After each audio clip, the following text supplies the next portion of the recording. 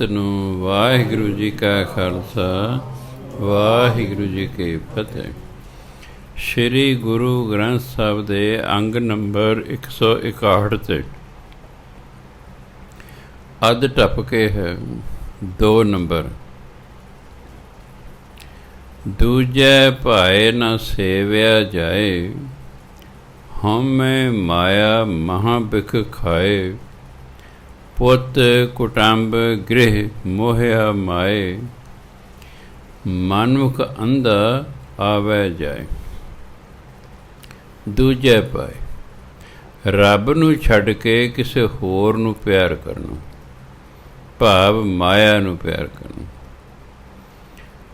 ਦੂਜੇ ਪਾਏ ਜਿਹੜਾ ਮਾਇਆ ਨੂੰ ਪਿਆਰ ਕਰਦਾ ਹੈ, ਨਾ ਸੇਵਿਆ ਜਾਏ, ਉਹ ਰੱਬ ਦਾ ਸਿਮਰਨ ਨਹੀਂ ਕਰ ਸਕਦਾ, ਕਿਉਂ ਪਿਆਰ ਤਾਂ ਫਿਰ ਇੱਕ ਨਾਲ ਹੀ ਹੁੰਦਾ, 2 ਨਾਲ ਨਹੀਂ ਹੋ ਸਕਦਾ। ਉਹਦਾ ਸਾਰਾ ਧਿਆਨ ਮਾਇਆ, ਵੱਧ ਤੋਂ ਵੱਧ ਮਾਇਆ ਕਮਾਉਣ 'ਚ ਹੁੰਦਾ ਹੈ, ਇਸ ਲਈ ਉਹ ਸਿਮਰਨ ਨਹੀਂ ਕਰਦਾ ਹੈ। ਹਉਮੈ ਮਾਇਆ ਮਹਾ ਬਿਖ ਖਾਏ, ਮਾਇਆ ਦੀ ਫਿਰ ਹਉਮੈ ਹੁੰਦੀ ਹੈ। ਮਾਇਆ ਦੀ ਜਿਹੜੀ ਹਉਮੈ ਹੈ, ਇਸ ਤਰ੍ਹਾਂ ਸਮਝੋ ਵੀ ਬਹੁਤ ਵੱਡੀ ਜ਼ਹਿਰ ਉਖਾ ਰਿਹਾ ਹੈ। ਐਂ ਸਮਝੋ ਮਨੁੱਖ ਜ਼ਹਿਰ ਖਾ ਰਿਹਾ ਹੈ। ਜਿਵੇਂ ਜ਼ਹਿਰ ਖਾਈਏ ਤਾਂ ਸਰੀਰ ਦਾ ਨੁਕਸਾਨ ਹੋ ਜਾਂਦਾ ਹੈ, ਇਸ ਤਰ੍ਹਾਂ ਮਾਇਆ ਦੀ ਜਿਹੜੀ ਹਉਮੈ ਹੈ, ਇਹ ਸਾਡੀ ਆਤਮਾ ਦਾ ਨੁਕਸਾਨ ਕਰਦੀ ਹੈ। ਮਨੁੱਖ ਦਾ ਹਉਮੈ ਆਉਣ ਕਾਰਨ ਭਜਨ ਬੰਦਗੀ ਨੂੰ ਜੀਅ ਨਹੀਂ ਕਰਦਾ। ਪੁੱਤ ਕੁਟੰਬ ਗ੍ਰਹਿ ਮੋਹਿਆ ਮਾਏ, ਪੁੱਤ ਕੁਟੰਬ ਪਰਿਵਾਰ, ਗ੍ਰਹਿ ਘਰ, ਮਾਏ ਮਾਇਆ। ਇਹ ਮਨੁੱਖ ਨੂੰ ਪੁੱਤਰਾਂ ਨੇ, ਪਰਿਵਾਰ ਨੇ, ਘਰ ਨੇ, ਮਾਇਆ ਨੇ ਮੋਹ ਰੱਖਿਆ ਹੈ।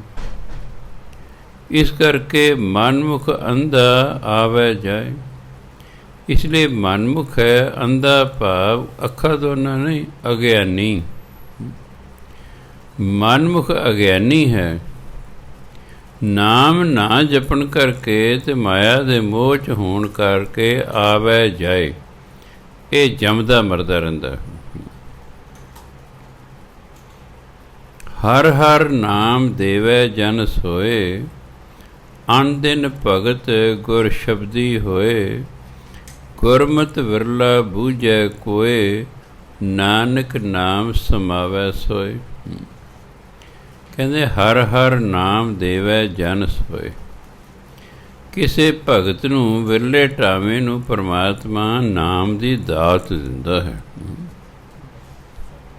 ਫਿਰ ਉਹ ਕੀ ਕਰਦਾ? ਅਨ ਦਿਨ ਭਗਤ ਗੁਰਸ਼ਬਦੀ ਹੋਏ। ਗੁਰੂ ਨੇ ਜਿਹੜਾ ਉਹਨੂੰ ਸ਼ਬਦ ਦਿੱਤਾ ਹੁੰਦਾ ਹੈ, ਗੁਰਮੰਤਰ ਦਿੱਤਾ ਹੁੰਦਾ ਹੈ, ਉਹਦੇ ਰਾਹੀਂ ਫਿਰ ਉਹ ਦਿਨ ਰਾਤ ਭਗਤੀ ਕਰਦਾ ਹੈ। ਗੁਰਮਤਿ ਵਿਰਲਾ ਬੂਝੈ ਕੋਇ, ਗੁਰੂ ਦੀ ਮੱਤ ਦੇ ਚੱਲ ਕੇ ਇਹ ਸੋਝੀ ਵੀ ਕਿਸੇ ਵਿਰਲੇ ਟਾਵੇਂ ਨੂੰ ਆਉਂਦੀ ਹੈ ਕਿ ਭਾਈ ਭਗਤੀ ਕਰਨੀ ਚਾਹੀਦੀ ਹੈ, ਗੁਰੂ ਵਾਲੇ ਹੋਣਾ ਚਾਹੀਦਾ ਹੈ। ਨਾਨਕ ਨਾਮ ਸਮਾਵੈ ਸੋਏ। ਅਤੇ ਜਿਹਨੂੰ ਗੁਰੂ ਦੀ ਮੱਤ 'ਤੇ ਚੱਲ ਕੇ ਸੋਝੀ ਆ ਜਾਂਦੀ ਹੈ, ਫਿਰ ਉਹ ਨਾਮ ਜਪਦਾ ਜਪਦਾ ਨਾਮ ਦੇ ਵਿੱਚ ਹੀ ਸਮਾ ਜਾਂਦਾ ਹੈ, ਨਾਮ 'ਚ ਲੀਨ ਹੋ ਜਾਂਦਾ ਹੈ। ਗੌੜੀ ਗੁਆਰੇਰੀ ਮਹਿਲਾ ਤੀਜਾ। ਤੀਸਰੇ ਪਾਤਸ਼ਾਹ ਅੱਗੇ ਫਰਮਾਨ ਕਰਦੇ ਨੇ, ਗੁਰ ਸੇਵਾ ਜੁਗ ਚਾਰੇ ਹੋਈ, ਪੂਰਾ ਜਨ ਕਾਰ ਕਮਾਵੈ ਕੋਈ। ਅਖੁੱਟ ਨਾਮ ਧਨ ਹਰ ਤੋਟ ਨ ਹੋਈ, ਐਥੈ ਸਦਾ ਸੁਖ ਦਰ ਸੋਭਾ ਹੋਈ। ਗੁਰ ਸੇਵਾ ਜੁਗ ਚਾਰੇ ਹੋਈ। ਹਰ ਇੱਕ ਯੁੱਗ ਦੇ ਵਿੱਚ ਗੁਰੂ ਦੀ ਸੇਵਾ ਚੱਲਦੀ ਆ ਰਹੀ ਹੈ, ਕਿਉਂਕਿ ਗੁਰੂ ਦੀ ਸੇਵਾ ਤੋਂ ਬਿਨਾਂ ਪਰਮਾਤਮਾ ਦੀ ਪ੍ਰਾਪਤੀ ਨਹੀਂ ਹੋਣੀ। ਇਸ ਲਈ ਹਰ ਯੁੱਗ ਦੇ ਵਿੱਚ ਗੁਰੂ ਦੀ ਸੇਵਾ ਜਿਹੜੇ ਭਗਤ ਜਨ ਕਰਦੇ ਆਏ। ਪੂਰਾ ਜਨਕਾਰ ਕਮਾਵੇ ਕੋਈ। ਜਿਹੜਾ ਕੋਈ ਪੂਰਨ ਵਿਅਕਤੀ ਹੁੰਦਾ ਹੈ ਉਹ ਇਸ ਸੇਵਾ ਦਾ ਕੰਮ ਕਰਦਾ ਹੈ, ਕਿਉਂਕਿ ਹਰ ਇੱਕ ਸੇਵਾ ਵੀ ਨਹੀਂ ਕਰ ਸਕਦਾ। ਕੋਈ ਪੂਰਾ ਜਨ ਹੋਵੇ, ਕੋਈ ਪੂਰਾ ਸੇਵਕ ਹੋਵੇ, ਫਿਰ ਇਹ ਗੁਰੂ ਦੀ ਸੇਵਾ ਵਾਲੀ ਕਾਰ ਕਮਾਉਂਦਾ ਹੈ। ਅਖੁੱਟ ਨਾਮ ਧਨ ਹਰ ਟੋਟ ਨਾ ਹੋਏ, ਕਿਉਂਕਿ ਗੁਰੂ ਦੀ ਸੇਵਾ ਕਰਦਾ ਹੈ, ਇਸ ਲਈ ਨਾਲ ਪਰਮਾਤਮਾ ਦਾ ਨਾਮ ਜਪਦਾ ਹੈ। ਅਖੁੱਟ ਨਾਮ ਧਨ, ਅਖੁੱਟ ਹੁੰਦਾ ਅਮੁੱਕ, ਜਿਹੜਾ ਨਾ ਮੁੱਕਣ ਵਾਲਾ ਹੋਏ, ਉਹਦੇ ਕੋਲ ਨਾ ਮੁੱਕਣ ਵਾਲਾ ਧਨ ਹੋ ਜਾਂਦਾ ਹੈ। ਹਰ ਟੋਟ ਨਾ ਹੋਏ, ਅਤੇ ਇਸ ਧਨ ਦੀ ਕਦੇ ਕਮੀ ਨਹੀਂ ਹੁੰਦੀ। ਸੰਸਾਰਕ ਧਨ ਤੇ ਘਟਦਾ ਰਹਿੰਦਾ ਹੈ, ਨਾਮ ਧਨ ਵੱਧਦਾ ਹੀ ਰਹਿੰਦਾ ਹੈ। ਨਾਮ ਧਨ ਜਿੰਨਾ ਮਰਜ਼ੀ ਖਾਵੋ ਖਰਚੋ ਰਲ ਮਿਲ ਭਾਈ, ਟੋਟ ਨਾ ਆਵੇ ਵਧੋ ਜੇ, ਇਹ ਤਾਂ ਵੱਧ ਹੀ ਜਾਂਦਾ। ਇਸ ਲਈ ਕਹਿੰਦੇ ਇਹਦੀ ਕਦੇ ਕਮੀ ਨਹੀਂ ਹੁੰਦੀ, ਇਹ ਅਟੁੱਟ ਨਾਮ ਧਨ ਹੁੰਦਾ। ਅਤੇ ਜਿਹਦੇ ਕੋਲ ਨਾਮ ਧਨ ਹੈ ਉਹਦੇ ਸਾਰੇ ਕਾਰਜ ਆਪੇ ਹੀ ਹੋ ਜਾਂਦੇ ਨੇ। ਨਾਮ ਨਹੀਂ ਸਾਡੇ ਕਾਰਜ ਰਾਸ ਕਰਨੇ ਨੇ, ਨਾਮ ਨਹੀਂ ਸਾਡੇ ਕੰਮ ਕਰਾਉਣੇ ਨੇ, ਅਤੇ ਜਿਹਦੇ ਕੋਲ ਨਾਮ ਹੈ ਕੰਮ ਤਾਂ ਉਹਦੇ ਆਪੇ ਹੀ ਹੋਈ ਜਾਂਦੇ ਨੇ। ਜਿਹਦੇ ਕੋਲ ਨਾਮ ਹੈ ਉਹਨੇ ਵੀਰ ਹੋ ਹੀ ਜਾਣਾ। ਆ ਜਾਣਗੇ ਜੀ, ਉਹ ਜੀ ਮੇਰਾ ਕੰਮ ਨਹੀਂ ਚੱਲਦਾ ਜੀ, ਫਿਰ ਉਹ ਪਾੜ ਦੇ ਘਰ। ਹਾਂ ਪਹਿਲਾਂ ਨਾਲ ਫਰਕ ਪੈ ਗਿਆ ਜੀ, ਹੋਰ ਕਰ। ਜਿਹਦੇ ਕੋਲ ਪਹਿਲੇ ਨਾਮ ਧਨ ਉਹਨੂੰ ਕਮੀ ਕੋਈ ਨਹੀਂ ਹੁੰਦੀ ਮਾਇਆ ਦੀ। ਪਾਠ ਕਰ ਕਰਕੇ ਮਾਇਆ ਹੋਣੀ ਹੈ, ਅਤੇ ਜਿਹੜਾ ਪਾਠ ਕਰਦੇ ਹੀ ਰਹਿੰਦਾ ਉਹ ਗਰੀਬ ਹੋ ਹੀ ਨਹੀਂ ਸਕਦਾ। ਪਾਠ ਕਰਨ ਵਾਲਾ ਬੱਚਾ ਫੇਲ ਨਹੀਂ ਹੋਇਆ ਕਰਦਾ, ਅਤੇ ਪਾਠ ਕਰਨ ਵਾਲਾ ਬੰਦਾ ਗਰੀਬ ਨਹੀਂ ਰਿਹਾ ਕਰਦਾ। ਸਾਡੀ ਬਦਕਿਸਮਤੀ ਹੈ ਕਿ ਇਹਦੀ ਜ਼ਬਰਦਸਤ ਬਾਣੀ ਸਾਨੂੰ ਗੁਰੂ ਮਹਾਰਾਜ ਦੇ ਗਏ ਨੇ, ਅਸੀਂ ਇਹਦਾ ਲਾਭ ਨਹੀਂ ਉਠਾਉਂਦੇ, ਧੱਕੇ ਧੋੜੇ ਜਿਹੇ ਖਾਈ ਜਾਂਦੇ। ਖਾਈ ਜਾਓ ਬਈ, ਕਿਆ ਕਰੀਏ। ਜ਼ਿੰਦਗੀ ਧੱਕੇ ਧੋੜੇ ਖਾਣ ਦੀ ਲੋੜ ਨਹੀਂ। ਨਾਮ ਜਪੀ ਜਾਓ, ਜਪੀ ਜਾਓ, ਜਪੀ ਜਾਓ, ਉੜਦੇ ਬੈਠਦੇ ਤੁਰਦੇ ਫਿਰਦੇ ਨਾਮ ਜਪੀ ਜਾਓ। ਨਾਮ 'ਚ ਇੰਨੀ ਤਾਕਤ ਹੈ ਕਿ ਸਭ ਕੁਝ ਠੀਕ ਕਰ ਦੇਣਾ ਹੈ। ਇਸ ਲਈ ਕਦੇ ਨਾਮ ਦਾ ਖੁੱਟ ਧਨ ਹੈ, ਇਹ 'ਚ ਤਾਂ ਕਦੇ ਤੋਟ ਹੀ ਨਹੀਂ ਆਉਂਦੀ ਹੈ। ਫਿਰ ਜਿਹਦੇ ਕੋਲ ਨਾਮ ਧਨ ਹੈ, ਇੱਥੇ ਸਦਾ ਸੁਖ ਦਰ ਸੋਭਾ ਹੋਏ। ਜਿਹਦੇ ਕੋਲ ਨਾਮ ਧਨ ਹੈ, ਇੱਥੇ ਸੁਖੀ, ਅਤੇ ਪਰਮਾਤਮਾ ਦਰ 'ਤੇ ਵਡਿਆਈ ਮਿਲਦੀ ਹੈ। ਉਹਦੇ ਦਰ 'ਤੇ ਵਡਿਆਈ ਮਿਲਦੀ ਪਈ। ਹਾਂ ਤੈਨੂੰ ਮੈਂ ਨਾਮ ਜਪਣ ਭੇਜਿਆ, ਤੂੰ ਨਾਮ ਜਪ ਕੇ ਹੀ ਆਇਆ ਹਾਂ। ਨਾਮ ਨੇ ਸੁਖ ਦੇਣਾ। ਸੁਖ ਨਾਹੀ ਰੇ ਹਰ ਭਗਤ ਬਿਨਾ। ਜੇ ਤੁਸੀਂ ਨਾਮ ਜਪੋਗੇ ਤੁਹਾਨੂੰ ਸੁਖ ਮਿਲੇਗਾ। ਨਾਮ ਜੋ ਜਪੋਗੇ ਪਰਮਾਤਮਾ ਦੇ ਦਰ 'ਤੇ ਆਦਰ ਮਾਣ ਮਿਲੇਗਾ। ਸੰਸਾਰ 'ਚ ਵੀ ਮਿਲਦਾ। ਨਾਮ ਜਪਣ ਵਾਲਾ ਕਿਸੇ ਵੀ ਦਫ਼ਤਰ ਚਲੇ ਜਾ, ਮੈਂ ਦੇਖਿਆ ਉਹਦਾ ਸਤਿਕਾਰ ਹੁੰਦਾ। ਉਹਦਾ ਪਹਿਰਾਵਾ ਵੇਖ ਕੇ ਇੱਕ ਉਹਦੇ ਨਾਮ ਦੇ ਵਿੱਚ ਜਿਹੜੀਆਂ ਵੇਵਜ਼ ਨਿਕਲਦੀਆਂ ਨੇ, ਉਹ ਜਾ ਕੇ ਅਫਸਰ ਨੂੰ ਟਕਰਾਉਂਦੀਆਂ ਨੇ।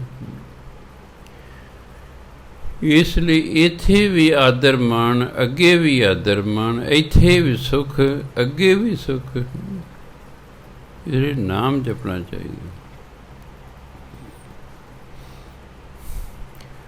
ਇਹ ਤਾਂ ਜੇ ਰੋਜ਼ ਰੋਜ਼ ਤੁਹਾਨੂੰ ਕਿਤੇ ਗੱਲ ਯਾਦ ਰਹੇ ਤਾਂ ਹੈ, ਨਹੀਂ ਤਾਂ ਕੁਝ ਸਮਾਂ ਜਪਿਆ ਫਿਰ ਭੁੱਲ ਭੁਲਾ ਜਾਂਦਾ ਮਨੁੱਖ, ਹੋਰ ਕੰਮ ਲੱਗਾ ਰਹਿੰਦਾ।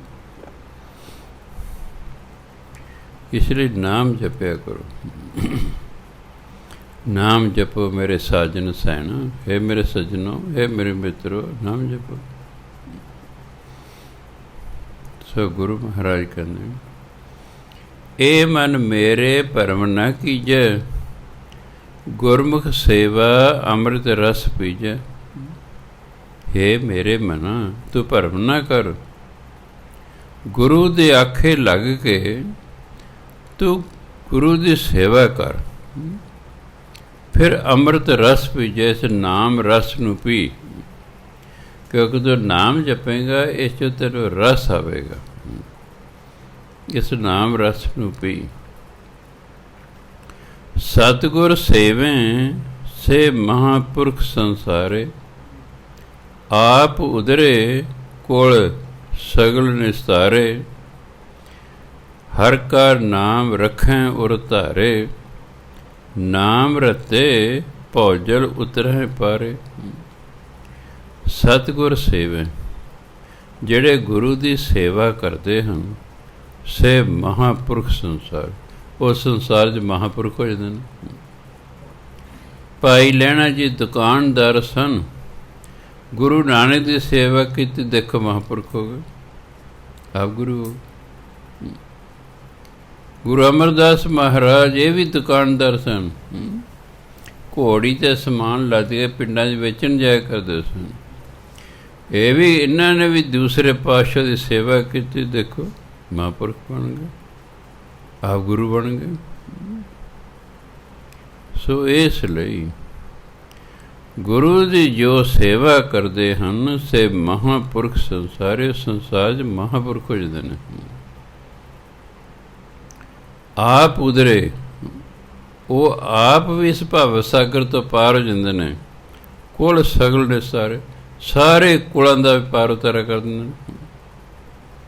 ਗੁਰਮੁਖਾਂ ਜਿਹੜੇ ਭਗਤ ਹੈ ਨਾ, ਇਹ 21 ਕੁਲਾਂ ਨੂੰ ਤਾਰ ਦਿੰਦਾ।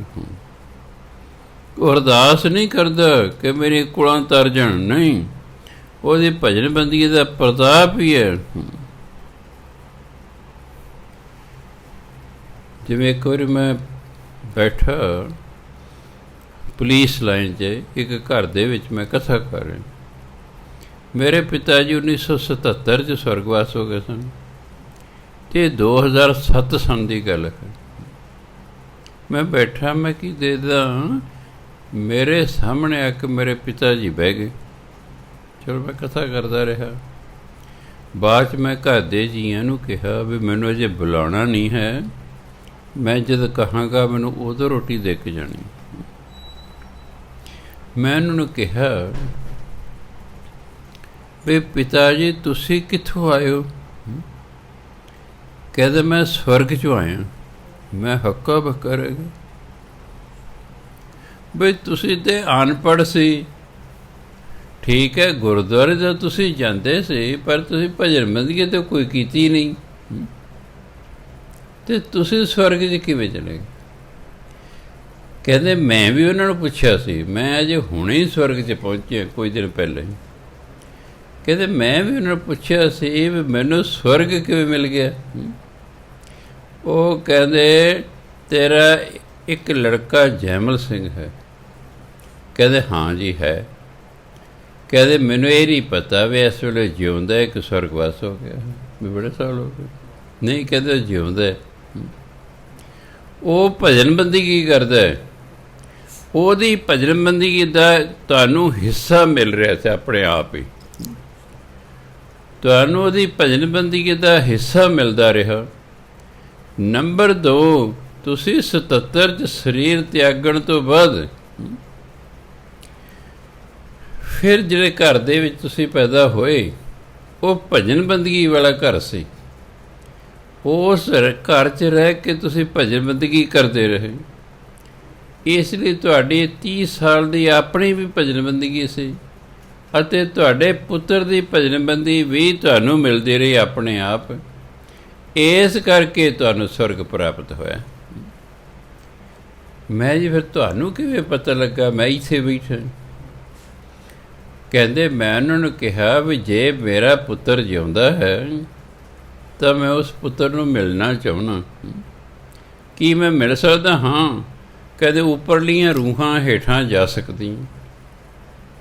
ਕਹਿੰਦੇ ਮੈਨੂੰ ਕਿਵੇਂ ਪਤਾ ਲੱਗੇ ਕਿੱਥੇ? ਕਿ ਤੂੰ ਸਿਰਫ ਉਹਦਾ ਖਿਆਲ ਹੀ ਲਿਆਉਣਾ, ਉਹ ਜਿੱਥੇ ਤੈਨੂੰ ਉੱਥੇ ਦੱਸਣਾ ਸ਼ੁਰੂ ਹੋ ਜਾਏਗਾ।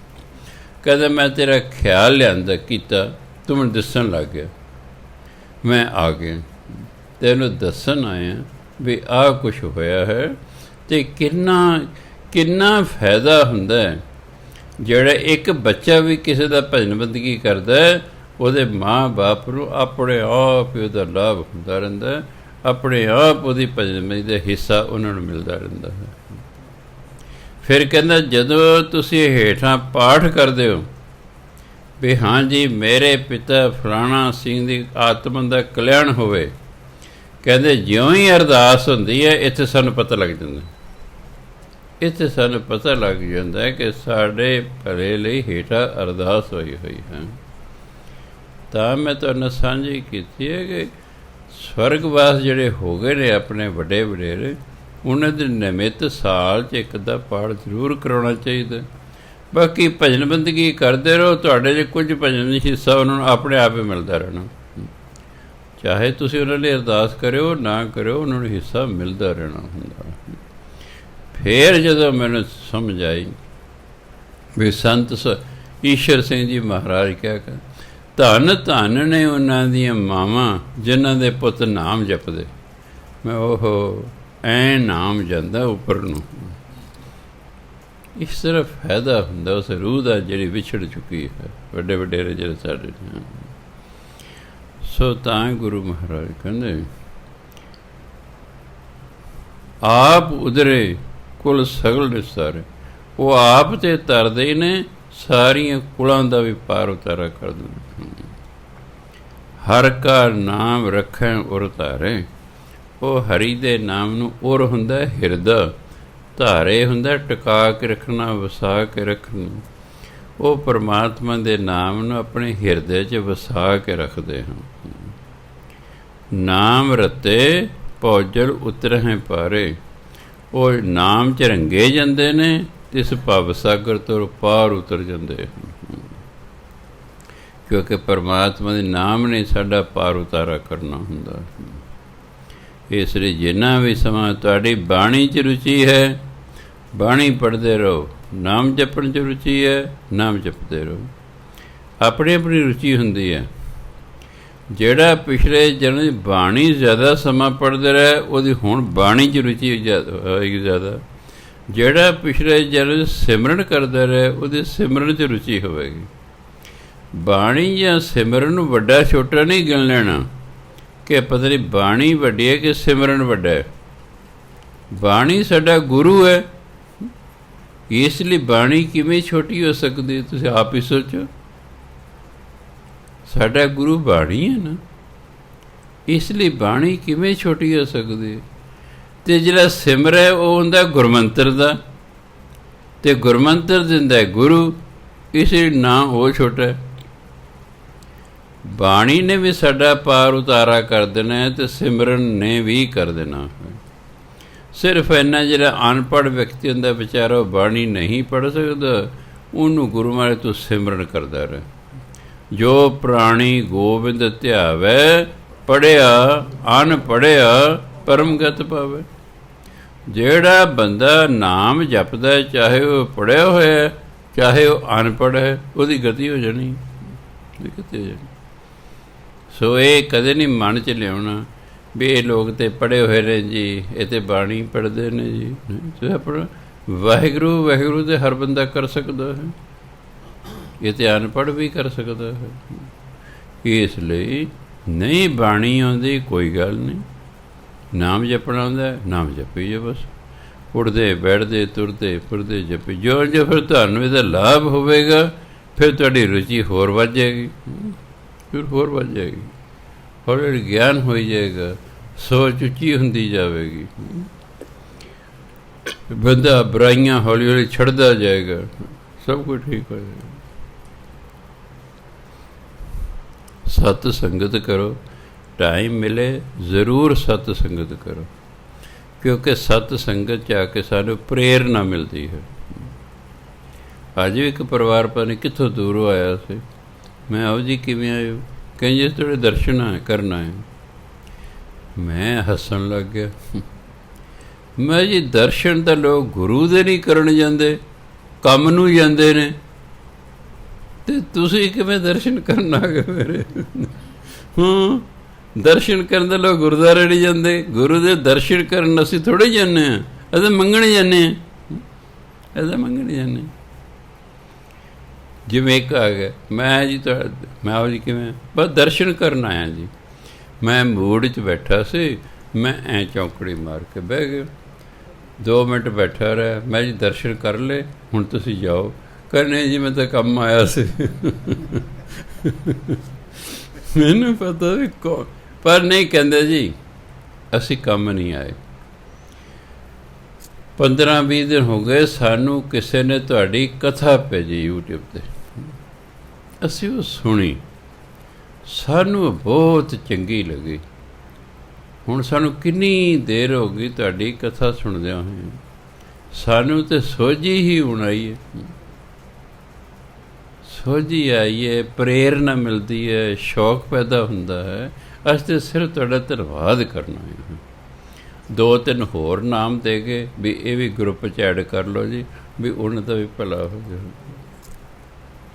ਸੋ ਇਸ ਲਈ ਸਤ ਸੰਗਤ ਕੀਤੀ, ਚਾਹੇ ਮੋਬਾਈਲ 'ਤੇ ਕੀਤੀ, ਚਾਹੇ ਇੱਥੇ ਆ ਕੇ ਕੀਤੀ, ਸਤ ਸੰਗਤ ਨਾਲ ਪ੍ਰੇਰਨਾ ਮਿਲਦੀ ਹੈ।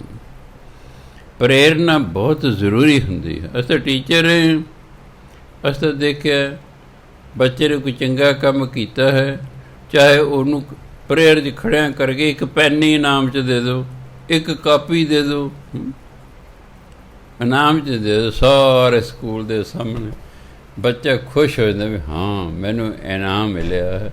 ਦੂਜਿਆਂ ਨੂੰ ਉਸ ਤੋਂ ਪ੍ਰੇਰਨਾ ਮਿਲਦੀ ਹੈ ਵੀ ਆਪਾਂ ਵੀ ਕਰੋ, ਆਪਾਂ ਨੂੰ ਵੀ ਇਨਾਮ ਮਿਲੇਗਾ। ਸੋ ਸਤ ਸੰਗਤ ਦੇ ਵਿੱਚ ਆ ਕੇ ਪ੍ਰੇਰਨਾ ਮਿਲਦੀ ਹੈ, ਬੰਦਾ ਫਿਰ ਉਸ ਤਰ੍ਹਾਂ ਲੱਗਾ ਰਹਿੰਦਾ, ਲੱਗਾ ਰਹਿੰਦਾ, ਲੱਗਾ ਰਹਿੰਦਾ। ਇਹ ਜ਼ਰੂਰੀ ਹੁੰਦਾ। ਤੁਸੀਂ ਨਹਿਰ ਕਦੇ ਵੇਖੀ ਹੋਣੀ, ਕੁਝ ਕਿਲੋਮੀਟਰ 'ਤੇ ਜਾ ਕੇ ਨਹਿਰ ਦਾ ਪਾਣੀ ਹੇਠਾਂ ਡੇਗਦੇ ਨੇ। ਕਿਉਂ? ਜਿਸ ਤਰ੍ਹਾਂ ਨਾ ਕਰਨਾ ਪਾਣੀ ਦੀ ਰਫ਼ਤਾਰ ਘੱਟ ਜਾਂਦੀ ਹੈ। ਪਾਣੀ ਦੀ ਰਫ਼ਤਾਰ ਨੂੰ ਵਧਾਉਣ ਲਈ ਉਚਾਈ ਤਾਂ ਪਾਣੀ ਹੇਠਾਂ ਡੇਗਦੇ ਨੇ ਤਾਂ ਜੋ ਧੱਕਾ ਮਾਰੇ ਅਤੇ ਅੱਗੇ ਚੱਲੇ। ਕੁਝ ਮੀਲਾਂ 'ਤੇ ਜਾ ਕੇ ਫਿਰ ਪਾਣੀ ਨੂੰ ਹੇਠਾਂ ਡੇਗਦੇ ਨੇ। ਬਸ ਐਂ ਹੀ ਹੈ ਇਹ ਸਤ ਸੰਗਤ ਨਾ, ਸਾਨੂੰ ਧੱਕਾ ਮਾਰਦੇ ਚੱਲ ਅੱਗੇ, ਚੱਲ ਅੱਗੇ, ਸ਼ਾਬਾਸ਼, ਹੋਰ ਅੱਗੇ ਚੱਲ, ਲੱਗਾ ਰਹਿ, ਲੱਗਾ ਰਹਿ। ਪ੍ਰੇਰਨਾ ਮਿਲਦੀ ਹੈ ਅਤੇ ਜ਼ਿੰਦਗੀ ਪ੍ਰੇਰਨਾ ਬਹੁਤ ਜ਼ਰੂਰੀ ਹੁੰਦੀ ਹੈ। ਤੁਸੀਂ ਕੋਈ ਕੰਮ ਕਰ ਰਹੇ ਹੋ, ਕੋਈ ਚੱਲ ਯਾਰ ਤੈਨੂੰ ਤੱਕ ਆਉਂਦਾ ਹੀ ਕੱਖ ਨਹੀਂ ਕਰਨਾ, ਆ ਕੀ ਕੀਤਾ ਤਾਂ ਬੇਸਾਦੀ ਹੋ ਜਾਏਗੀ ਨਾ। ਅਤੇ ਨੁਕਤਾ ਚੀਜ਼ ਨਹੀਂ ਕਰਨ ਦੇ ਦੋ ਢੰਗ ਨੇ। ਮੰਨ ਲਓ ਉਹਦਾ ਕੰਮ ਠੀਕ ਨਹੀਂ, ਉਹ ਕੀ ਹੈ ਤੂੰ ਅਗੰਦ ਪਤਾ ਤੂੰ ਇਹ ਤੈਨੂੰ ਕੁਛ ਨਹੀਂ ਆਉਂਦਾ, ਚੱਲ ਹੈ ਨਹੀਂ, ਉਹ ਭਾਈ ਇਹਨੂੰ ਐਂ ਕਰ, ਇਸ ਨੂੰ ਇਸ ਤਰ੍ਹਾਂ ਕਰ ਲੈ, ਫਿਰ ਤੇਰਾ ਠੀਕ ਹੋ ਜਾਊਗਾ। ਮਤਲਬ ਤਾਂ ਠੀਕ ਕਰਾਉਣ ਤੋਂ ਹੀ ਹੈ। ਜੇ ਰੱਦ ਕਰ ਦਾਂਗੇ ਅਗਲੇ ਦਾ ਮਨ ਖਰਾਬ ਹੋ ਜਾਏਗਾ ਵੀ ਮੈਂ ਕੀਤਾ ਵੀ ਅਤੇ ਮੇਰੀ ਕੀਮਤ ਵੀ ਨਹੀਂ ਪਾਈ। ਉਹਨੇ ਕੁਛ ਤਾਂ ਕੀਤਾ, ਆਪਣੇ ਵੱਲੋਂ ਕੀਤਾ, ਹੋ ਗਿਆ ਕੁਦਰਤੀ। ਹੋ ਜਾਂਦਾ ਕਈ ਵਾਰੀ। ਇੱਕ ਵਾਰੀ ਮੇਰੇ ਭਰਾ ਤੋਂ ਸ਼ੀਸ਼ਾ ਡਿੱਗ ਪਿਆ, ਬਾਪੂ ਜੀ ਲਾਗੇ ਅਵਾ ਤਵਾ ਬੋਲ ਜੋ ਤੈਨੂੰ ਇਹ ਨਹੀਂ ਆਉਂਦਾ, ਹੋ ਨਹੀਂ। ਕੁਦਰਤੀ 7-8 ਦਿਨਾਂ ਬਾਅਦ ਬਾਪੂ ਜੀ ਦੇ ਹੱਥ ਸ਼ੀਸ਼ਾ ਡਿੱਗ ਪਿਆ, ਟੁੱਟ ਗਿਆ। ਮੈਂ ਬਾਪੂ ਜੀ ਹੁਣ ਤੁਹਾਨੂੰ ਕੀ ਕਹੀਏ, ਅਸੀਂ ਤੁਹਾਨੂੰ ਹੁਣ ਕੁਛ ਕਹਿੰਦੇ ਚੰਗੇ ਨਹੀਂ ਲੱਗਦੇ, ਹੁਣ ਤੁਹਾਨੂੰ ਕੀ ਕਹੀਏ, ਤੁਹਾਡੇ ਡਿੱਗ ਪਿਆ ਕਿੰਨੇ। ਮੈਂ ਫਿਰ ਕੀ, ਜੇ ਤਾਂ ਬੱਚਾ ਜਾਣ ਕੇ ਡਿੱਗੇ, ਜਾਣ ਕੇ ਨੁਕਸਾਨ ਕਰੇ, ਉਹ ਤਾਂ ਕੋਈ ਮੰਨਿਆ, ਹੋ ਗਿਆ, ਹੁਣ ਹੋ ਗਿਆ। ਜਿਵੇਂ ਕਿ ਮੈਂ ਇੱਕ ਖਾਲਸਾ ਸਕੂਲ ਸਰਵਿਸ ਕਰਦਾ, ਟੀਚਰ ਦਾ ਨਾ ਜੇ 2 ਆਨੇ ਦਾ ਕਸੂਰ ਹੁੰਦਾ ਸੀ, ਉਹ ਹੈਡਮਾਸਟਰ 16 ਆਨੇ ਜਿੰਨੀ ਝਿੜਕਾਂ ਦੇ ਦਿਆ ਕਰਦਾ ਸੀ। ਚਲੋ ਮੈਂ ਕੋਈ ਸਮਾਂ ਦੇਖੀ ਗਿਆ। ਇੱਕ ਦਿਨ ਮੈਂ ਗਿਆ ਦਫ਼ਤਰ, ਮੈਨੂੰ ਕਿਹਾ ਬੈਠੋ ਜੈਮਲ ਸਿੰਘ, ਬੈਠੋ, ਗੱਲਾਂ ਬਾਤਾਂ ਲੱਗੇ ਕਰਨ। ਮੈਂ ਦੇਖਿਆ ਅੱਜ ਮੂਡ ਠੀਕ ਹੈ। ਮੈਂ ਜੀ ਸਰ ਜੀ ਮੇਰੀ ਇੱਕ ਬੇਨਤੀ ਹੈ ਸਰ। ਹਾਂ ਹਾਂ ਦੱਸੋ। ਮੈਂ ਇੱਥੇ ਜਦੋਂ ਦਾ ਆਇਆ 4-5 ਮਹੀਨਿਆਂ ਤੋਂ ਮੈਂ ਦੇਖ ਰਿਹਾ ਵੀ ਟੀਚਰ ਦਾ ਕਸੂਰ 2 ਆਨੇ ਹੁੰਦਾ, ਤੁਸੀਂ ਉਹਨੂੰ 16 ਆਨੇ ਜਿੰਨਾ ਝਿੜਕ ਦਿੰਦੇ ਹੋ। ਇਹ ਠੀਕ ਨਹੀਂ। 2 ਆਨੇ ਦਾ ਕਸੂਰ ਹੈ, 2 ਆਨੇ ਜਿੰਨਾ ਝਿੜਕਣਾ ਚਾਹੀਦਾ। ਮੈਂ ਨਹੀਂ ਕਹਿੰਦਾ ਝਿੜਕਣਾ, ਝਿੜਕੋ ਨਾ। 2 ਆਨੇ ਦਾ ਕਸੂਰ ਹੈ ਤਾਂ 2 ਆਨੇ ਜਿੰਨੇ ਝਿੜਕੋ ਨਾ। ਉਹ ਚੁੱਪ ਕਰ ਰਹੇ, ਉਹ ਦਬਾ ਫਿਰ ਠੀਕ ਹੋ ਗਿਆ, ਫਿਰ ਨਹੀਂ ਫਾਲਤੂ ਝਿੜਕਿਆ ਨਾ। ਕਈ ਵਾਰੀ ਆਪਾਂ ਹੁੰਦਾ ਵੀ ਹਾਂ ਜਿੰਨਾ ਕੁ ਕਸੂਰ ਹੈ ਚਲੋ ਓਨਾ ਕੁ ਟੋਕ ਟਕਾਈ ਕਰ ਦਿਓ, ਇਹ ਥੋੜ੍ਹਾ ਵੀ ਹਾਂ ਅਸਮਾਨ ਹੀ ਚੱਕ ਲਓ ਰੌਲਾ ਪਾ ਕੇ। ਸੋ ਇਸ ਲਈ ਜਿਹੜੀ ਇਹ ਪ੍ਰੇਰਨਾਵਾਂ ਆਪਾਂ ਨੂੰ ਮਿਲਦੀਆਂ ਹਨ, ਸਤਸੰਗ ਕਰਨਾ, ਪੜ੍ਹੇ ਲੋਕਾਂ ਦੀ ਸੰਗਤ ਕਰਨਾ, ਪੜ੍ਹੇ ਲਿਖਿਆਂ ਦੀ ਸੰਗਤ ਕਰਨਾ। ਸੋ ਗੁਰੂ ਮਹਾਰਾਜ ਕਹਿੰਦੇ ਨਾਮ ਰਤੇ ਭੌਜਲ ਉਤਰਹਿ ਪਾਰੇ, ਜਿਹੜੇ ਨਾਮ 'ਚ ਰੰਗੇ ਜਾਂਦੇ ਨੇ ਇਸ ਭਾਵ ਸਾਗਰ ਤੋਂ ਪਾਰ ਉਤਰ ਜਾਂਦੇ ਹਨ। ਸਤਿਗੁਰ ਸੇਵੈ ਸਦਾ ਮਨ ਦਾਸਾ, ਹਉਮੈ ਮਾਰ ਕਮਲ ਪ੍ਰਗਾਸਾ, ਅਨਹਦ ਵਾਜੈ ਨਿਜ ਘਰ ਵਸ, ਨਾਮ ਰਤੇ ਘਰ ਮਾਹੀ ਉਦਸ। ਕਹਿੰਦੇ ਸਤਿਗੁਰ ਸੇਵੈ ਸਦਾ ਮਨ ਦਾਸਾ, ਜਿਹੜੇ ਮਨ 'ਚ ਦਾਸ ਭਾਵਨਾ ਰੱਖ ਕੇ ਗੁਰੂ ਦੀ ਸੇਵਾ ਕਰਦੇ, ਹਉਮੈ 'ਚ ਆ ਕੇ ਵੀ ਸੇਵਾ ਕੀਤੀ ਜਾਂਦੀ, ਉਹ ਥਾਂ ਨਹੀਂ ਪੈਂਦੀ। ਹਉਮੈ 'ਚ ਆ ਕੇ ਜੋ ਵੀ ਅਸੀਂ ਧਾਰਮਿਕ ਕਰਮ ਕਰਦੇ ਹਾਂ ਉਹ ਥਾਂ ਹੀ ਨਹੀਂ ਪੈਂਦਾ। ਨਿਮਰਤਾ ਨਾਲ ਜੋ ਵੀ ਕਰਾਂਗੇ ਉਹੀ ਪ੍ਰਵਾਨ ਹੁੰਦਾ ਹੈ। ਸੋ ਮਨ ਵਿੱਚ ਦਾਸ ਭਾਵਨਾ ਰੱਖ ਕੇ ਜਿਹੜੇ ਗੁਰੂ ਦੀ ਸੇਵਾ ਕਰਦੇ ਹਨ, ਹਉਮੈ ਮਾਰ ਕਮਲ ਪ੍ਰਗਸ, ਉਹ ਆਪਣੇ ਅੰਦਰ ਨੂੰ ਆਪਣੇ ਅੰਦਰੋਂ ਹਉਮੈ ਖਤਮ ਕਰ ਲੈਂਦੇ ਹਨ ਅਤੇ ਕਮਲ ਪਾ ਮਨ, ਅਤੇ ਉਹਨਾਂ ਦਾ ਮਨ ਰੂਪੀ ਕਮਲ ਖਿੜ ਉੱਠਦਾ ਹੈ, ਉਹਨਾਂ ਦਾ ਮਨ ਖੁਸ਼ ਹੋ ਜਾਂਦਾ ਹੈ। ਫਿਰ ਕੀ ਹੁੰਦਾ? ਅਨਹਦ ਵਾਜੈ ਨਿਜ ਘਰ ਵਸ, ਉਹਨਾਂ ਦੇ ਅੰਦਰ ਅਨਹਦ ਨਾਦ ਵੱਜਦਾ ਹੈ, ਰੱਬੀ ਸੰਗੀਤ ਅੰਦਰ ਹੋਣਾ ਸ਼ੁਰੂ ਹੋ ਜਾਂਦਾ। ਸਾਡੇ ਅੰਦਰ ਰੱਬੀ ਸੰਗੀਤ ਹਮੇਸ਼ਾ ਹੀ ਵੱਜ ਰਿਹਾ ਹੈ, ਪਰ ਸਾਡੇ ਮਨ ਦਾ ਰੌਲਾ ਗੋਲਾ ਇੰਨਾ ਕਿ ਸਾਨੂੰ ਸੁਣਦਾ ਨਹੀਂ ਹੈ। ਜਿਵੇਂ ਮੰਨ ਲਓ ਮੈਂ ਬੋਲੀ ਜਾਵਾਂ ਅਤੇ ਤੁਸੀਂ ਸਾਰੇ ਆਪਸ 'ਚ ਗੱਲਾਂ ਲੱਗ ਜਾਓ ਕਰਨ, ਤਾਂ ਫਿਰ ਮੈਂ ਜੋ ਬੋਲਿਆ ਤੁਹਾਨੂੰ ਨਹੀਂ ਸੁਣੇਗਾ। ਸਾਡਾ ਮਨ ਤੁਸੀਂ ਨੋਟ ਕਰਿਓ, ਸਾਡਾ ਮਨ ਹੈ ਚਾਹੇ ਅਸੀਂ ਚੁੱਪ ਕਰਕੇ ਬੈਠੇ ਹਾਂ, ਤੁਰੇ ਜਾ ਰਹੇ ਹਾਂ, ਲੇਟੇ ਹਾਂ, ਇਹ ਬੋਲੀ ਹੋਈ ਜਾਂਦਾ ਕੁਛ। ਬੱਚੇ ਅਤੇ ਸਾਡੇ 'ਚ ਕੀ ਫਰਕ ਹੈ? ਬੱਚਾ ਵੀ ਬੋਲ ਰਿਹਾ, ਆਪਾਂ ਵੀ ਬੋਲ ਰਹੇ ਹਾਂ। ਬੱਚਾ ਉੱਚੀ ਬੋਲਦਾ ਹੈ, ਆਪਾਂ ਥੋੜ੍ਹੇ ਸਿਆਣੇ ਹੋਣ ਕੇ ਮਨ 'ਚ ਬੋਲਦੇ ਹਾਂ, ਬੋਲੀ ਜਾ ਰਹੇ। ਬੋਲੀ ਬੱਚਾ ਵੀ ਜਾ ਰਿਹਾ, ਬੋਲੀ ਆਪਾਂ ਵੀ ਜਾ ਰਿਹਾ, ਪਰ ਜੇ ਬੱਚਾ ਬੋਲਦਾ ਤਾਂ ਤੁਸੀਂ ਕਹੇ ਉਹ ਕਿਉਂ ਬੋਲੀ ਜੇ ਨਾ ਹੋਏ। ਹੁਣ ਕੋਈ ਕਹੇ ਡੈਡੀ ਤੂੰ ਵੀ ਤਾਂ ਅੰਦਰ ਬੋਲਦਾ ਰਹਿਣਾ, ਸਿਰ ਮੂੰਹ ਨਹੀਂ ਬੋਲਦਾ, ਕੀ ਤੂੰ ਬੋਲਦਾ ਨਹੀਂ ਰਹਿੰਦਾ? ਆ ਤੁਰੇ ਜਾ ਰਿਹਾ, ਕੋਈ ਬੰਦਾ ਬੋਲੀ ਹੋਈ ਜਾਂਦਾ ਅੰਦਰ। ਹੁਣ ਜਦੋਂ ਮਨ ਬੋਲੀ ਹੀ ਜਾਂਦਾ, ਇਹਨੂੰ ਸੁਣਨਾ ਕੀ ਹੈ? ਇਹ ਚੁੱਪ ਕਰੂਗਾ ਤੇ ਤਾਂ ਇਹਨੂੰ ਸੁਣੇਗਾ ਨਾ। ਇਹ ਮਨ ਚੁੱਪ ਕਰੇਗਾ, ਅੰਦਰ ਜੋ ਨਾਮ ਚੱਲ ਰਿਹਾ ਉਹ ਤਾਂ ਸੁਣੇਗਾ।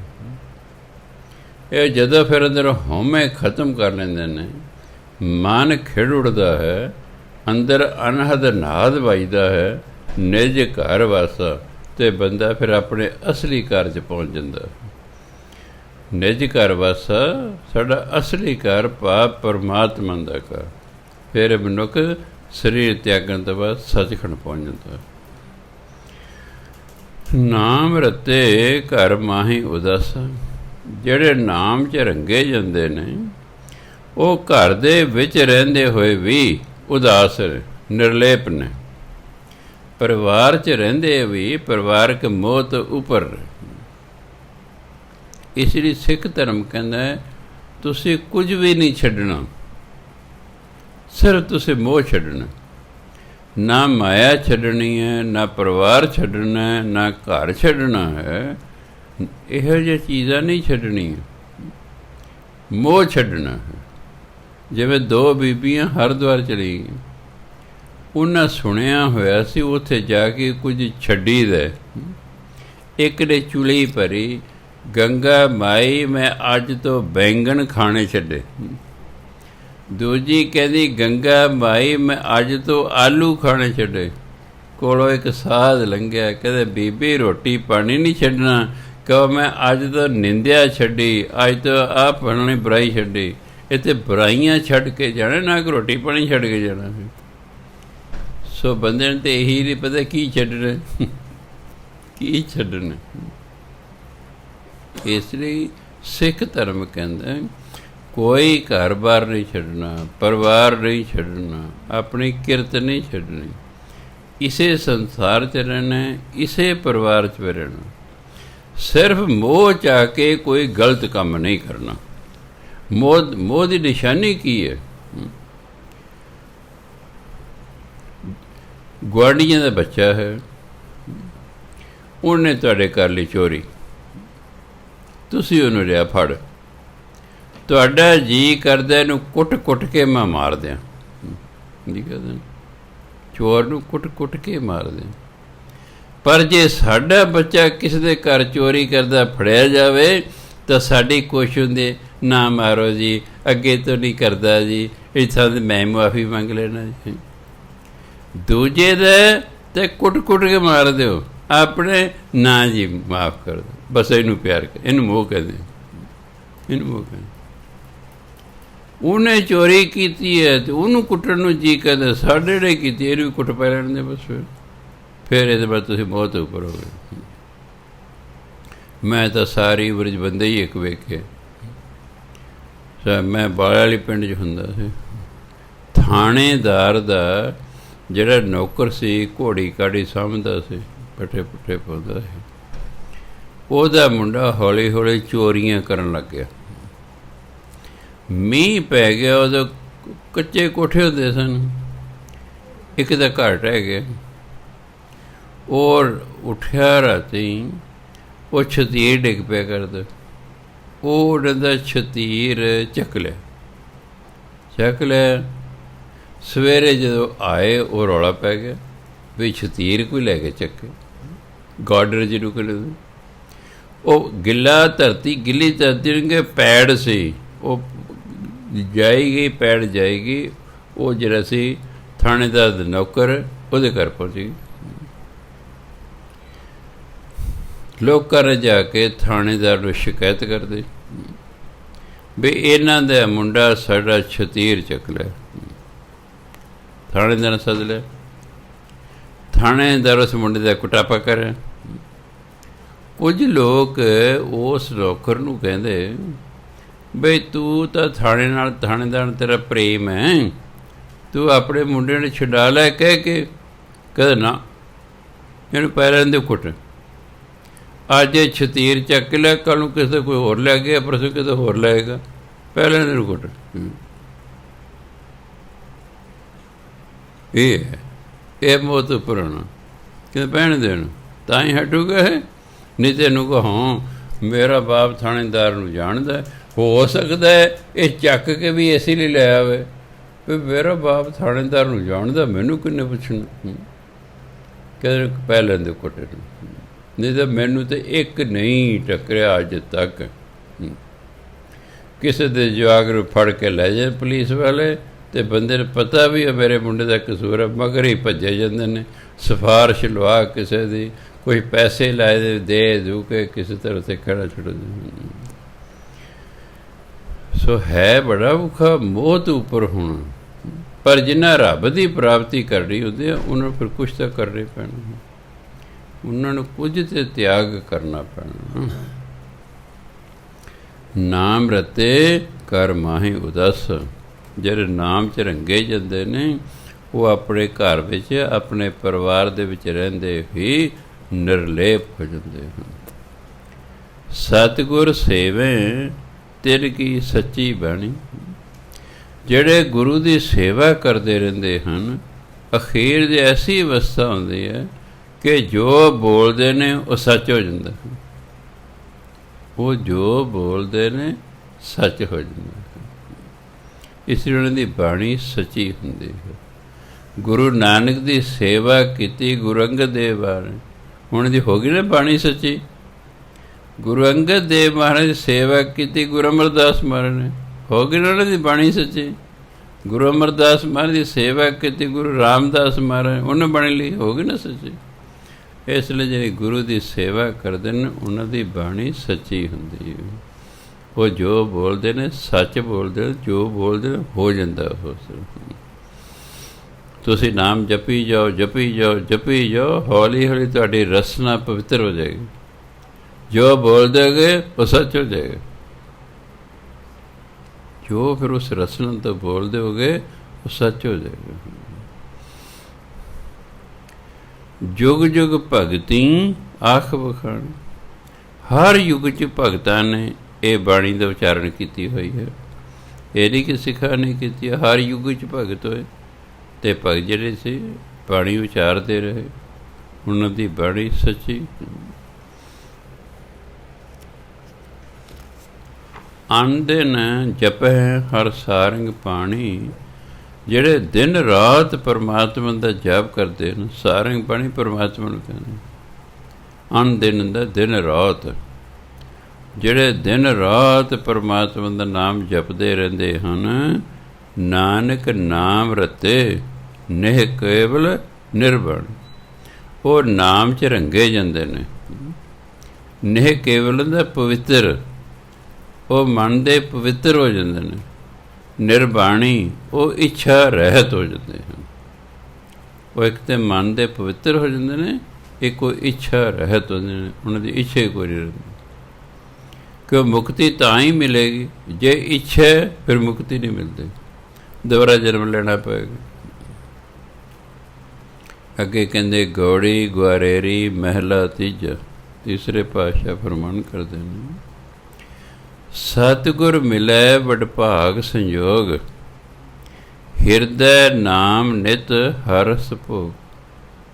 ਜਿਹੜੇ ਗੁਰੂ ਮਹਾਰਾਜ ਹੈ ਉਹ ਐਵੇਂ ਨਹੀਂ ਮਿਲਦੇ, ਵੱਡ ਭਾਗ। ਜੇ ਵੱਡੇ ਭਾਗ ਹੋਣ ਤਾਂ ਗੁਰੂ ਨਾਲ ਮੇਲ ਹੁੰਦਾ। ਸੰਯੋਗ, ਜੇ ਪਿਛਲੇ ਜਨਮਾਂ ਦਾ ਸੰਯੋਗ ਹੋਵੇ ਤਾਂ ਮੇਲ ਹੁੰਦਾ। ਜੇ ਸਾਡਾ ਸੰਯੋਗ ਹੀ ਨਹੀਂ ਗੁਰੂ ਨਾਲ ਪਿਛਲੇ ਜਨਮ ਦਾ ਕਿਸੇ ਵੀ ਉੱਤੇ, ਸਾਡਾ ਜੀਅ ਨਹੀਂ ਕਰਨਾ ਗੁਰੂ ਧਾਰਨ ਕਰਨ ਨੂੰ, ਅਸੀਂ ਕਹੇ ਹੋਰ ਕੋਈ ਧਾਰਨ ਕਰਦੇ ਹਾਂ ਜੀ। ਜਿਹਦੇ ਨਾਲ ਸੰਯੋਗ ਹੁੰਦਾ ਉਹਦੇ ਨਾਲ ਹੀ ਮਨੁੱਖ ਦਾ ਮੇਲ ਹੁੰਦਾ। ਸੋ ਗੁਰੂ ਤਾਂ ਮਿਲਦਾ ਜੇ ਮਨੁੱਖ ਦੇ ਵੱਡੇ ਭਾਗ ਹੋਣ ਅਤੇ ਪਿਛਲੇ ਜਨਮਾਂ ਦੇ ਸੰਯੋਗ ਹੋਣ ਗੁਰੂ ਨਾਲ। ਫਿਰ ਕੀ ਹੁੰਦਾ ਜਦੋਂ ਗੁਰੂ ਮਹਾਰਾਜ ਮਿਲਦੇ ਨੇ? ਹਿਰਦੈ ਨਾਮ ਨਿਤ ਹਰ ਰਸ ਭੋਗ। ਉਹ ਹਮੇਸ਼ਾ ਪਰਮਾਤਮਾ ਦਾ ਨਾਮ ਜਪਦੇ ਰਹਿੰਦੇ ਨੇ, ਜਪਦੇ ਰਹਿੰਦੇ ਨੇ ਅਤੇ ਨਾਮ ਰਸ ਨੂੰ ਮਾਣਦੇ ਨੇ। ਹਰਸ ਭੋਗ, ਇਸ ਨਾਮ ਰਸ ਨੂੰ ਮਾਣਦੇ ਨੇ। ਹੌਲੀ ਹੌਲੀ ਦੇ 'ਚ ਰਸ ਆਉਣ ਲੱਗ ਜਾਂਦਾ, ਆਨੰਦ ਆਉਣ ਲੱਗ ਜਾਂਦਾ। ਗੁਰਮੁਖ ਪ੍ਰਾਣੀ ਨਾਮ ਹਰ ਧਿਆਏ। ਜਨਮ ਜੀਤ ਲਾਹਰ ਨਾਮ ਪਾਏ। ਗੁਰਮੁਖ ਪ੍ਰਾਣੀ, ਉਹ ਪ੍ਰਾਣੀ ਜਿਹੜਾ ਗੁਰੂ ਦੇ ਆਖੇ ਲੱਗਦਾ, ਉਹਨੂੰ ਕਹਿੰਦੇ ਗੁਰਮੁਖ। ਜਿਹੜਾ ਮਨ ਦੇ ਆਖੇ ਲੱਗਦਾ ਉਹਨੂੰ ਕਹਿੰਦੇ ਮਨਮੁਖ। ਗੁਰਬਾਣੀ ਅਨੁਸਾਰ ਦੋ ਪ੍ਰਕਾਰ ਦੇ ਮਨੁੱਖ ਨੇ, ਜਾਂ ਗੁਰਮੁਖ ਨੇ ਜਾਂ ਮਨਮੁਖ ਨੇ। ਜਾਂ ਗੁਰੂ ਦੇ ਆਖੇ ਲੱਗਣ ਵਾਲੇ ਹਨ ਜਾਂ ਮਨ ਦੇ ਆਖੇ ਲੱਗਣ ਵਾਲੇ। ਸੁਖੀ ਤੁਸੀਂ ਹੋਣਾ ਤੇ ਗੁਰੂ ਦੇ ਆਖੇ ਲੱਗ ਲਓ, ਦੁਖੀ ਹੋਣਾ ਤੇ ਮਨ ਦੇ ਆਖੇ ਲੱਗ ਲਓ। ਤੇ ਜਿਹੜੇ ਮਨ ਦੇ ਆਖੇ ਲੱਗਦੇ ਨੇ ਉਹ ਹੁਣ ਵੀ ਦੁਖੀ ਤੇ ਅੱਗੇ ਵੀ ਦੁਖੀ ਰਹਿੰਦੇ। ਗੁਰੂ ਦੇ ਆਖੇ ਤੇ ਲੱਗਦੇ ਕੋਈ ਵਿਰਲਾ ਟਾਵੇਂ।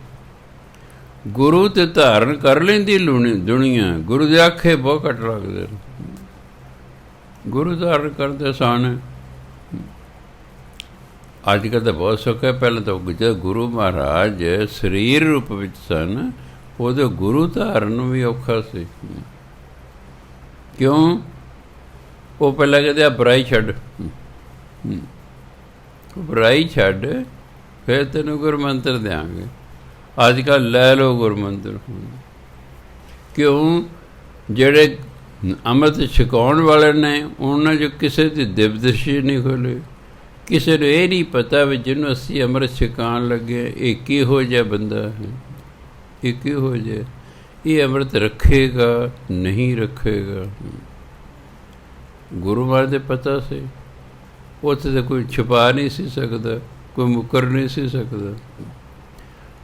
ਦਸਾਂ ਦੇ ਦਸਾਂ ਪਾਤਸ਼ਾਹਾਂ ਨੇ ਪਹਿਲਾਂ ਮਨੁੱਖ ਦੀ ਜਿਹੜੀ ਸੀ ਅੰਦਰ ਨੁਕਸ ਬੁਰਾਈ, ਪਹਿਲਾਂ ਉਹ ਛਡਾਈ, ਫਿਰ ਉਹਨੂੰ ਗੁਰਮੰਤਰ ਦਿੱਤਾ। ਇਸ ਲਈ ਉਹ ਪੁਰਾਤਨ ਸਿੱਖ ਤਰੱਕੀ ਕਰਦੇ ਸਨ। ਪੁਰਾਤਨ ਸਿੱਖ ਇਸੇ ਲਈ ਛੇਤੀ ਆਤਮਿਕ ਤਰੱਕੀ ਕਰ ਜਾਂਦੇ ਸਨ ਕਿ ਗੁਰੂ ਮਹਾਰਾਜ ਉਹਨਾਂ ਦੇ ਅੰਦਰ ਬੁਰਾਈ ਹੀ ਕੱਢ ਦਿੰਦੇ ਸਨ, ਅੰਦਰ ਚੰਗਿਆਈ ਰਹਿ ਗਈ, ਨਾਮ ਜਪੇ ਜਾਂਦੇ ਆਪੇ ਆਤਮਿਕ ਤਰੱਕੀ ਹੋ ਜਾਂਦੀ ਸੀ। ਇਸ ਲਈ ਗੁਰੂ ਮਹਾਰਾਜ ਕਹਿੰਦੇ ਗੁਰਮੁਖ ਪ੍ਰਾਣੀ ਹਰ ਨਾਮ ਧਿਆਏ। ਜਿਹੜਾ ਗੁਰਮੁਖ ਹੈ ਉਹ ਨਾਮ ਜਪਦਾ ਹੈ, ਫਿਰ ਕੀ ਹੁੰਦਾ? ਜਨਮ ਜੀਤ ਲਾ ਹਰ ਨਾਮ ਪਾਏ। ਉਸ ਮਨੁੱਖਾ ਜੀਵਨ ਦੀ ਬਾਜ਼ੀ ਨੂੰ ਜਿੱਤ ਕੇ ਇਹ ਨਾਮ ਦਾ ਲਾਹ ਖੜਦਾ ਹੈ।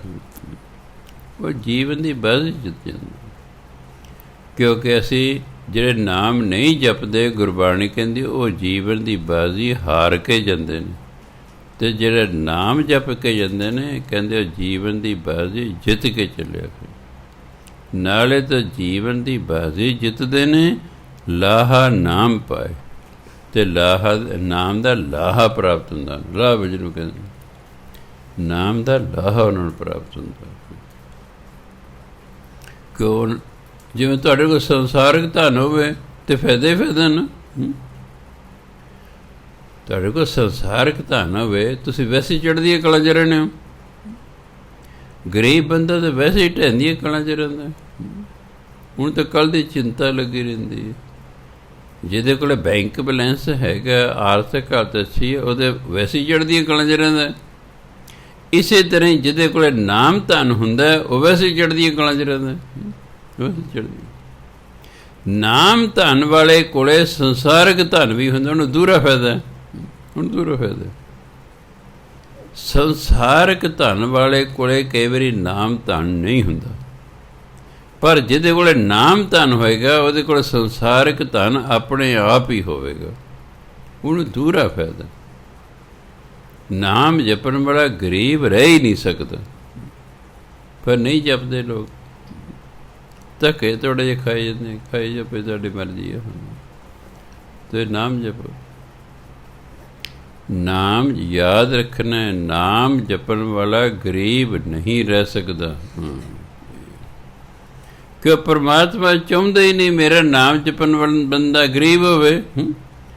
ਪਰਮਾਤਮਾ ਨਹੀਂ ਚਾਹੁੰਦਾ ਮੇਰੇ ਨਾਮ ਜਪਣ ਵਾਲਾ ਦੁਖੀ ਹੋਵੇ। ਉਹ ਤਾਂ ਨਹੀਂ ਚਾਹੁੰਦਾ। ਪਰਮਾਤਮਾ ਤਾਂ ਆਪਣੇ ਭਗਤ ਨੂੰ ਸੁਖੀ ਵੇਖ ਕੇ ਰਾਜੀ। ਔਖੇ ਤੋਂ ਔਖੇ ਸਮੇਂ ਵੀ ਪਰਮਾਤਮਾ ਆਪਣੇ ਭਗਤ ਦੀ ਲਾਜ ਰੱਖਦਾ ਹੈ, ਉਹਨੂੰ ਡੋਲਣ ਨਹੀਂ ਦਿੰਦਾ ਹੈ। ਇਸ ਲਈ ਨਾਮ ਦਾ ਤਾਂ ਫਾਇਦਾ ਹੀ ਫਾਇਦਾ ਹੈ। ਜੋ ਤੁਸੀਂ ਆਮ ਹੀ ਦੇਖਿਆ, ਜਦ ਤੁਸੀਂ ਨਾਮ ਜਪਦੇ ਹੋ, ਬਾਣੀ ਪੜ੍ਹਦੇ ਹੋ, ਤੁਹਾਡੇ ਕਾਰੋਬਾਰ 'ਚ ਵਾਧੇ ਹੋਣੇ ਸ਼ੁਰੂ ਹੋ ਜਾਂਦੇ ਨੇ, ਵਾਧੇ ਹੋਣੇ ਸ਼ੁਰੂ ਹੋ ਜਾਂਦੇ। ਇੱਕ ਨੂੰ ਮੈਂ ਕਿਹਾ, ਤੂੰ ਜਿਹੜਾ ਹੈ ਰੋਜ਼ ਤੂੰ ਆਪਣੀ ਨਾ ਖੇਤ ਜਾਇਆ ਕਰ, ਜਿਸ ਵੇਲੇ ਤੇਰੀ ਮਰਜ਼ੀ, ਸਵੇਰੇ ਜਾਂ ਸ਼ਾਮ ਕੇ ਜਾਇਆ ਕਰ। ਇੱਕ ਨਾਲੇ ਤਾਂ ਖੇਤ ਦੇ ਆਲੇ ਦੁਆਲੇ ਗੇੜਾ ਲਾਇਆ ਕਰ, ਅਤੇ ਨਾਲੇ 1 ਘੰਟਾ ਮੂਲ ਮੰਤਰ ਦਾ ਜਾਪ ਕਰਿਆ ਕਰ ਖੇਤ ਦੇ ਦੁਆਲੇ ਗੇੜਾ ਲਾਉਂਦਾ ਹੋਇਆ। ਜਦੋਂ 1 ਘੰਟਾ ਹੋ ਜਾਏ ਅਤੇ ਗੁਰੂ ਨਾਨਕ ਦੇ ਖੇਤ 'ਚ ਖਲੋ ਕੇ ਕਹਿਣਾ, ਸੱਚੇ ਪਾਤਸ਼ਾਹ ਇਹ ਮੇਰੀ ਫਸਲ ਵਧੀਆ ਹੋਵੇ, ਮੈਂ ਪਿਛਲੇ ਸਾਲ ਨਾਲੋਂ ਝਾੜ ਵੱਧ ਹੋਵੇਗਾ। ਚਲੋ ਕੁਦਰਤ ਨੂੰ ਮੇਰੀ ਗੱਲ 'ਤੇ ਵਿਸ਼ਵਾਸ ਆ ਗਿਆ। ਵਿਸ਼ਵਾਸ ਨਹੀਂ ਤਾਂ ਕੋਈ ਵਿਸ਼ਵਾਸ ਕਿਵੇਂ ਹੋ ਜਾਏਗਾ? ਕੌਣ ਜਾਏਗਾ ਘੰਟਾ ਸਰ ਭਜਨਬੰਦੀ ਕਰ? ਇਹ ਮਾਨੇ ਨਾ ਮਨ ਖੁੱਟ। ਮੈਂ ਉਹਨੂੰ ਕਿਹਾ, ਪਿਛਲੇ ਸਾਲ ਤੇਰੀ ਕਿੰਨੇ ਕੁਇੰਟਲ ਜੀਰੀ ਹੋਈ? ਕਹਿੰਦੇ ਇੰਨੇ ਕੁਇੰਟਲ ਹੋਏ। ਮੈਂ ਐਤਕੀ ਕਿੰਨੀ ਬੀਜੀ ਹੈ? ਕਹਿੰਦਾ ਊਨੀ ਬੀਜੀ ਹੈ। ਮੈਂ ਪਿਛਲੇ ਸਾਲ ਨਾਲੋਂ ਜਿੰਨੀ ਤੇਰੀ ਜੀਰੀ ਵੱਧ ਹੋਈ ਐਤਕੀ, ਉਹਦਾ ਦਸਵੰਧ ਵੇਚ ਕੇ ਨਾ ਗੁਰਦੁਆਰੇ ਦੇ ਕੇ ਜਾਣਾ। ਮਨਜ਼ੂਰ ਹੈ? ਕਹਿੰਦਾ ਮਨਜ਼ੂਰ ਹੈ। ਮੈਂ ਉਹਨੂੰ ਪਾੜ ਦਿੱਤਾ। ਮੈਂ ਕਰ ਫਿਰ ਪਾਠ। ਜੇਰੀ ਜੋਰੀ ਵੱਢ ਵੇਚ ਵੱਟ ਕੇ ਆ ਗਿਆ। 30,000 ਰੁਪਈਆ ਲੈ ਕੇ ਆਇਆ। ਇਹ ਤਾਂ ਮਤਲਬ ਕਿੰਨੇ ਲੱਖ ਦੀ ਵੱਧ ਹੋ ਗਈ? 3 ਲੱਖ ਦੀ। ਹਾਂ, ਤਾਂ ਹੀ 30,000 ਦੇ ਕੇ ਗਿਆ ਨਾ। ਮੈਂ ਹੁਣ ਲੱਗ ਗਿਆ ਪਤਾ ਵੀ ਬਾਣੀ 'ਚ ਇੰਨੀ ਤਾਕਤ ਹੈ ਵੀ ਤੇਰੀ ਜੀਰੀ ਏਡੀ ਵਧਾਤੀ ਹੈ, ਅਤੇ ਗੁਰਦੁਆਰੇ ਨੂੰ ਫਾਇਦਾ ਹੋ ਗਿਆ। 30,000 ਮਿਲ ਗਿਆ, ਘਾਟਾ ਦੋਨਾਂ ਨੂੰ ਕੋਈ ਨਹੀਂ ਰਿਹਾ। ਸਾਡਾ ਕੰਮ ਤਾਂ ਸਿਰਫ ਬਾਣੀ ਦੇਣਾ, ਕਰਨਾ ਕਰਾਉਣਾ ਤੁਸੀਂ। ਕਈ ਮੇਰੇ ਕੋਲ ਆ ਜਾਣਾ, ਮੈਂ ਸੁਣ ਮੇਰੀ ਗੱਲ, ਮੈਂ ਨਹੀਂ ਤੁਹਾਨੂੰ ਤੰਦਰੁਸਤ ਕਰਨਾ, ਨਾ ਮੈਂ ਤੁਹਾਨੂੰ ਅਮੀਰ ਕਰ ਸਕਦਾ। ਬਾਣੀ ਨੇ ਤੁਹਾਨੂੰ ਤੰਦਰੁਸਤ ਕਰਨਾ, ਬਾਣੀ ਨੇ ਤੁਹਾਨੂੰ ਅਮੀਰ ਕਰਨਾ। ਕਿਉਂ? ਬਾਣੀ ਗੁਰੂ ਹੈ। ਜਦੋਂ ਤੁਸੀਂ ਬਾਣੀ ਪੜ੍ਹੀ ਜਾਓਗੇ ਅਤੇ ਗੁਰੂ ਮਹਾਰਾਜ ਫਿਰ ਤੁਹਾਡੇ 'ਤੇ ਕਿਰਪਾ ਕਰਨਗੇ, ਤੁਹਾਡੀ ਗਰੀਬੀ ਦੂਰ ਕਰ ਦੇਣਗੇ, ਤੁਹਾਡੇ ਦੁੱਖ ਦੂਰ ਕਰ ਦੇਣਗੇ। ਸੋ ਇਸ ਲਈ ਹੁਣ ਜਦੋਂ ਵੀ ਬੀਜਦਾ ਕੋਈ ਫਸਲ, ਹਿਸਾਰ ਦਾ ਉਹ ਹਿਸਾਰ ਤਾਂ ਉਹਨਾਂ ਦਾ ਉਹ ਕਦੇ 6 ਮਹੀਨੇ ਬਾਅਦ ਆ ਜਾਂਦਾ, ਅਤੇ ਉਹ ਬੀਜਣ ਦਾ ਪਹਿਲਾਂ ਪੁੱਛੇਗਾ ਜੀ ਮੈਂ ਫਲਾਣੀ ਫਸਲ ਬੀਜ ਦਿਆਂ ਜੀ, ਮੈਂ ਫਲਾਣੀ ਤਰੀਕ ਨੂੰ ਬੀਜ ਦਿਆਂ ਜੀ। ਮੈਂ ਹਾਂ ਬੀਜ ਦੇ, ਵਿਸ਼ਵਾਸ ਬਚ ਗਿਆ। ਇਸ ਲਈ ਭਜਨ ਬੰਦਗੀ ਕਰਦਿਆਂ ਹੋਇਆਂ ਕੰਮ ਕਰੋ, ਬਰਕਤ ਹੁੰਦੀ ਉਸ ਦੇ ਵਿੱਚ, ਗੁਰੂ ਮਹਾਰਾਜ ਨਾਲ ਹੁੰਦੇ ਨੇ। ਤਾਂ ਮੈਂ ਵਾਰੀ ਕਹਿਣਾ ਵੀ ਕਾਹਨੂੰ ਐਵੇਂ ਧੱਕੇ ਤੋੜੇ ਜਿਹੇ ਖਾਈ ਜਾਣਾ। ਉਹਨਾਂ ਸਮਾਂ ਜਿੰਨਾ ਤੁਸੀਂ ਚਿੰਤਾ ਕਰਦੇ ਰਹਿੰਦੇ ਹੋ, ਭਜਨ ਬੰਦਗੀ ਹੀ ਕਰਦੇ ਰਹੋ, ਪਰਮਾਤਮਾ ਆਪੇ ਵਿਧ ਬਣਾਵੇਗਾ। ਦੇਖੋ, ਪਰਮਾਤਮਾ ਨੇ ਉੱਤੋਂ ਨੋਟ ਕੋਈ ਨਹੀਂ ਸੁੱਟਣੇ, ਇਹ ਖਿਆਲ ਰੱਖਣਾ। ਪਰਮਾਤਮਾ ਕੋਈ ਰੁਪਈਆਂ ਦੀ ਥੈਲੀ ਨਹੀਂ ਸੁੱਟਦਾ ਉੱਤੇ, ਉਹਨੇ ਤਾਂ ਵਿਧ ਬਣਾਉਣੀ ਹੈ। ਇਹ ਉਹਦਾ ਕੰਮ ਹੈ ਵੀ ਤੁਹਾਨੂੰ ਕਿਸ ਤਰੀਕੇ ਨਾਲ ਅਮੀਰ ਕਰਨਾ ਉਸਨੇ, ਉਹਦਾ ਕੰਮ। ਲੁਧਿਆਣੇ ਦਾ ਇੱਕ ਗੁਰਦੁਆਰਾ ਦਾ ਭਾਈ, ਉਹ ਬੱਸ ਸਟੈਂਡ ਤੋਂ ਉਤਰਿਆ, ਉੱਥੇ ਆ ਸੀ ਲਾਟਰੀ ਵਾਲਾ, ਸਰਦਾਰ ਜੀ ਆਖਰੀ ਟਿਕਟ ਰਹਿ ਗਈ, ਲੈ ਲਓ। ਉਹ ਭਾਈ ਕਹਿੰਦਾ ਮੇਰਾ ਮਨ ਨਾ ਕੀਤਾ, ਕਹਿੰਦੇ ਦੇਖੋ 3:45 ਵੱਜ ਗਏ ਨੇ, 4 ਵਜੇ ਲਾਟਰੀ ਦਾ ਡਰਾ ਨਿਕਲਣਾ, ਸਿਰਫ 15 ਮਿੰਟ ਰਹਿਣੇ, ਲੈ ਲਓ ਸਰਦਾਰ ਜੀ। ਕਹਿੰਦਾ ਮੈਂ ਫਿਰ ਕਹਿੰਦਾ ਸਰਦਾਰ ਜੀ ਲੈ ਲਓ, ਇੱਕੋ ਟਿਕਟ ਰਹਿ ਗਈ, ਲੈ ਲਓ। ਜਦ 4-5 ਵਾਰੀ ਉਹਨੇ ਮੈਨੂੰ ਕਿਹਾ, ਉਦੋਂ 100 ਰੁਪਏ ਦੀ ਉਹ ਟਿਕਟ ਸੀ ਪੰਜਾਬ ਗੌਰਮੈਂਟ ਦੀ। ਕਹਿੰਦਾ ਮੈਂ ਲੈ ਲਈ। ਵੀ ਚੱਲ ਯਾਰ, ਵਾਰੀ ਕਹੀ ਜਾਂਦਾ, ਮੈਂ ਲੈ ਲਈ। ਸਵੇਰੇ ਹੀ ਆ ਗਿਆ ਮੇਰੇ ਕੋਲ, ਕਹਿੰਦਾ ਵਧਾਈਆਂ ਜੀ, ਵਧਾਈਆਂ। ਕਹਿੰਦਾ ਮੈਂ ਨਹੀਂ ਸੀ ਅਖਬਾਰ ਪੜ੍ਹੀ। ਕਹਿੰਦਾ ਤੁਹਾਡੀ ਨਾ ਇੱਕ ਉਦੋਂ ਕਰੋੜ ਦੀ, ਹੁਣ ਤਾਂ 1 ਕਰੋੜ ਦੀ ਲਾਟਰੀ ਨਿਕਲ ਆਈ ਹੈ। ਦੱਸੋ, ਬਿੱਧ ਬਣ ਗਈ ਨਾ ਅਮੀਰ ਹੁੰਦੇ। ਇਹ ਤਾਂ ਦਾਤੇ ਦੀ ਮਰਜ਼ੀ ਹੈ, ਇਹ ਨਹੀਂ ਕਿ ਤੁਸੀਂ ਪਾਉਣ ਲੱਗ ਲਾਟਰੀ ਹੈ, ਮੇਰੇ ਭਾਵ ਨਹੀਂ ਹੈ। ਹਾਂ, ਕਿਤੇ ਤੁਸੀਂ ਪਾਉਣ ਲੱਗ, ਇਹ ਤੁਹਾਡੀ ਮਰਜ਼ੀ, ਪਾਓ ਨਾ ਪਾਓ, ਮੈਂ ਨਹੀਂ ਤੁਹਾਨੂੰ ਕਹਿੰਦਾ। ਜਿਵੇਂ ਜੋਤਸ਼ੀ ਨੇ ਮੈਨੂੰ ਅਤੇ ਮੇਰੀ ਮਿਸਿਸ ਨੂੰ ਕਹਿਤਾ ਵੀ ਇੱਕ ਨਵਾਂ ਪੈਸਾ ਵੀ ਤੁਹਾਨੂੰ ਉੱਤੋਂ ਨਹੀਂ ਮਿਲਣਾ, ਆਹੀ ਜਿਹੜੀ ਤੁਹਾਡੀ ਨੌਕਰੀ ਹੈ ਇਹੀ ਹੋਏਗਾ, ਉੱਤੋਂ ਕੋਈ ਪੈਸਾ ਲਿਖੇ ਹੀ ਨਹੀਂ। ਲਓ ਜੀ, ਅਸੀਂ ਤਜਰਬਾ ਕਰਨ ਲਈ, ਉਦੋਂ 20 ਰੁਪਏ ਦੀ ਲਾਟਰੀ ਹੁੰਦੀ ਸੀ ਪੰਜਾਬ ਸਰਕਾਰ ਦੀ, ਲੱਖ ਪਤਾ ਨਹੀਂ ਨਿਕਲਿਆ ਕਰਦਾ ਸੀ ਉਦੋਂ। ਦੋਨਾਂ ਨੇ ਪਾਤੀ ਜੀ, 20 ਰੁਪਈਏ ਵੀ ਨਹੀਂ ਨਿਕਲੇ। ਅਗਲੇ ਮਹੀਨੇ ਫਿਰ ਪੂਰੇ 12 ਮਹੀਨੇ ਅਸੀਂ ਪਾਉਂਦੇ ਰਹੇ। 12 ਮਹੀਨਿਆਂ 'ਚ 240 ਮੇਰੇ ਤੇ 240 ਉਹਦੇ 480 ਰੁਪਏ ਖਰਚੇ ਨਾ, ਸਾਡੇ 20 ਰੁਪਈਏ ਵੀ ਨਹੀਂ ਨਿਕਲੇ। ਫਿਰ ਮੈਂ ਕਿਹਾ ਠੀਕ ਹੀ, ਕਹਿੰਦਾ ਹੁਣ ਅੱਗੇ ਤੋਂ ਲਾਟਰੀ ਪਾਉਣ ਦੀ ਲੋੜ, ਜੋ ਉੱਪਰ ਹੈ ਹੀ ਨਹੀਂ ਕੋਈ ਕਮਾਈ, ਬਸ ਆਹੀ ਹੈ ਜਿਹੜੀ ਤਨਖਾਹ ਮਿਲਦੀ ਹੈ ਇਸ ਕਰਕੇ। ਸੋ ਇਹ ਵੀ ਲਿਖਿਆ ਹੁੰਦਾ ਵੀ ਹਾਂ ਹੋਰ ਵੀ ਕੋਈ ਕਮਾਈ ਹੋਵੇਗੀ। ਸੋ ਗੁਰੂ ਮਹਾਰਾਜ ਕਹਿੰਦੇ ਗਿਆਨ ਧਿਆਨ ਗੁਰ ਸ਼ਬਦ ਹੈ ਮੀਠਾ। ਜਿਹਨੂੰ ਬੰਦੇ ਨੂੰ ਗੁਰੂ ਦਾ ਸ਼ਬਦ ਮਿੱਠਾ ਲੱਗਦਾ, ਭਾਵ ਚੰਗਾ ਲੱਗਦਾ,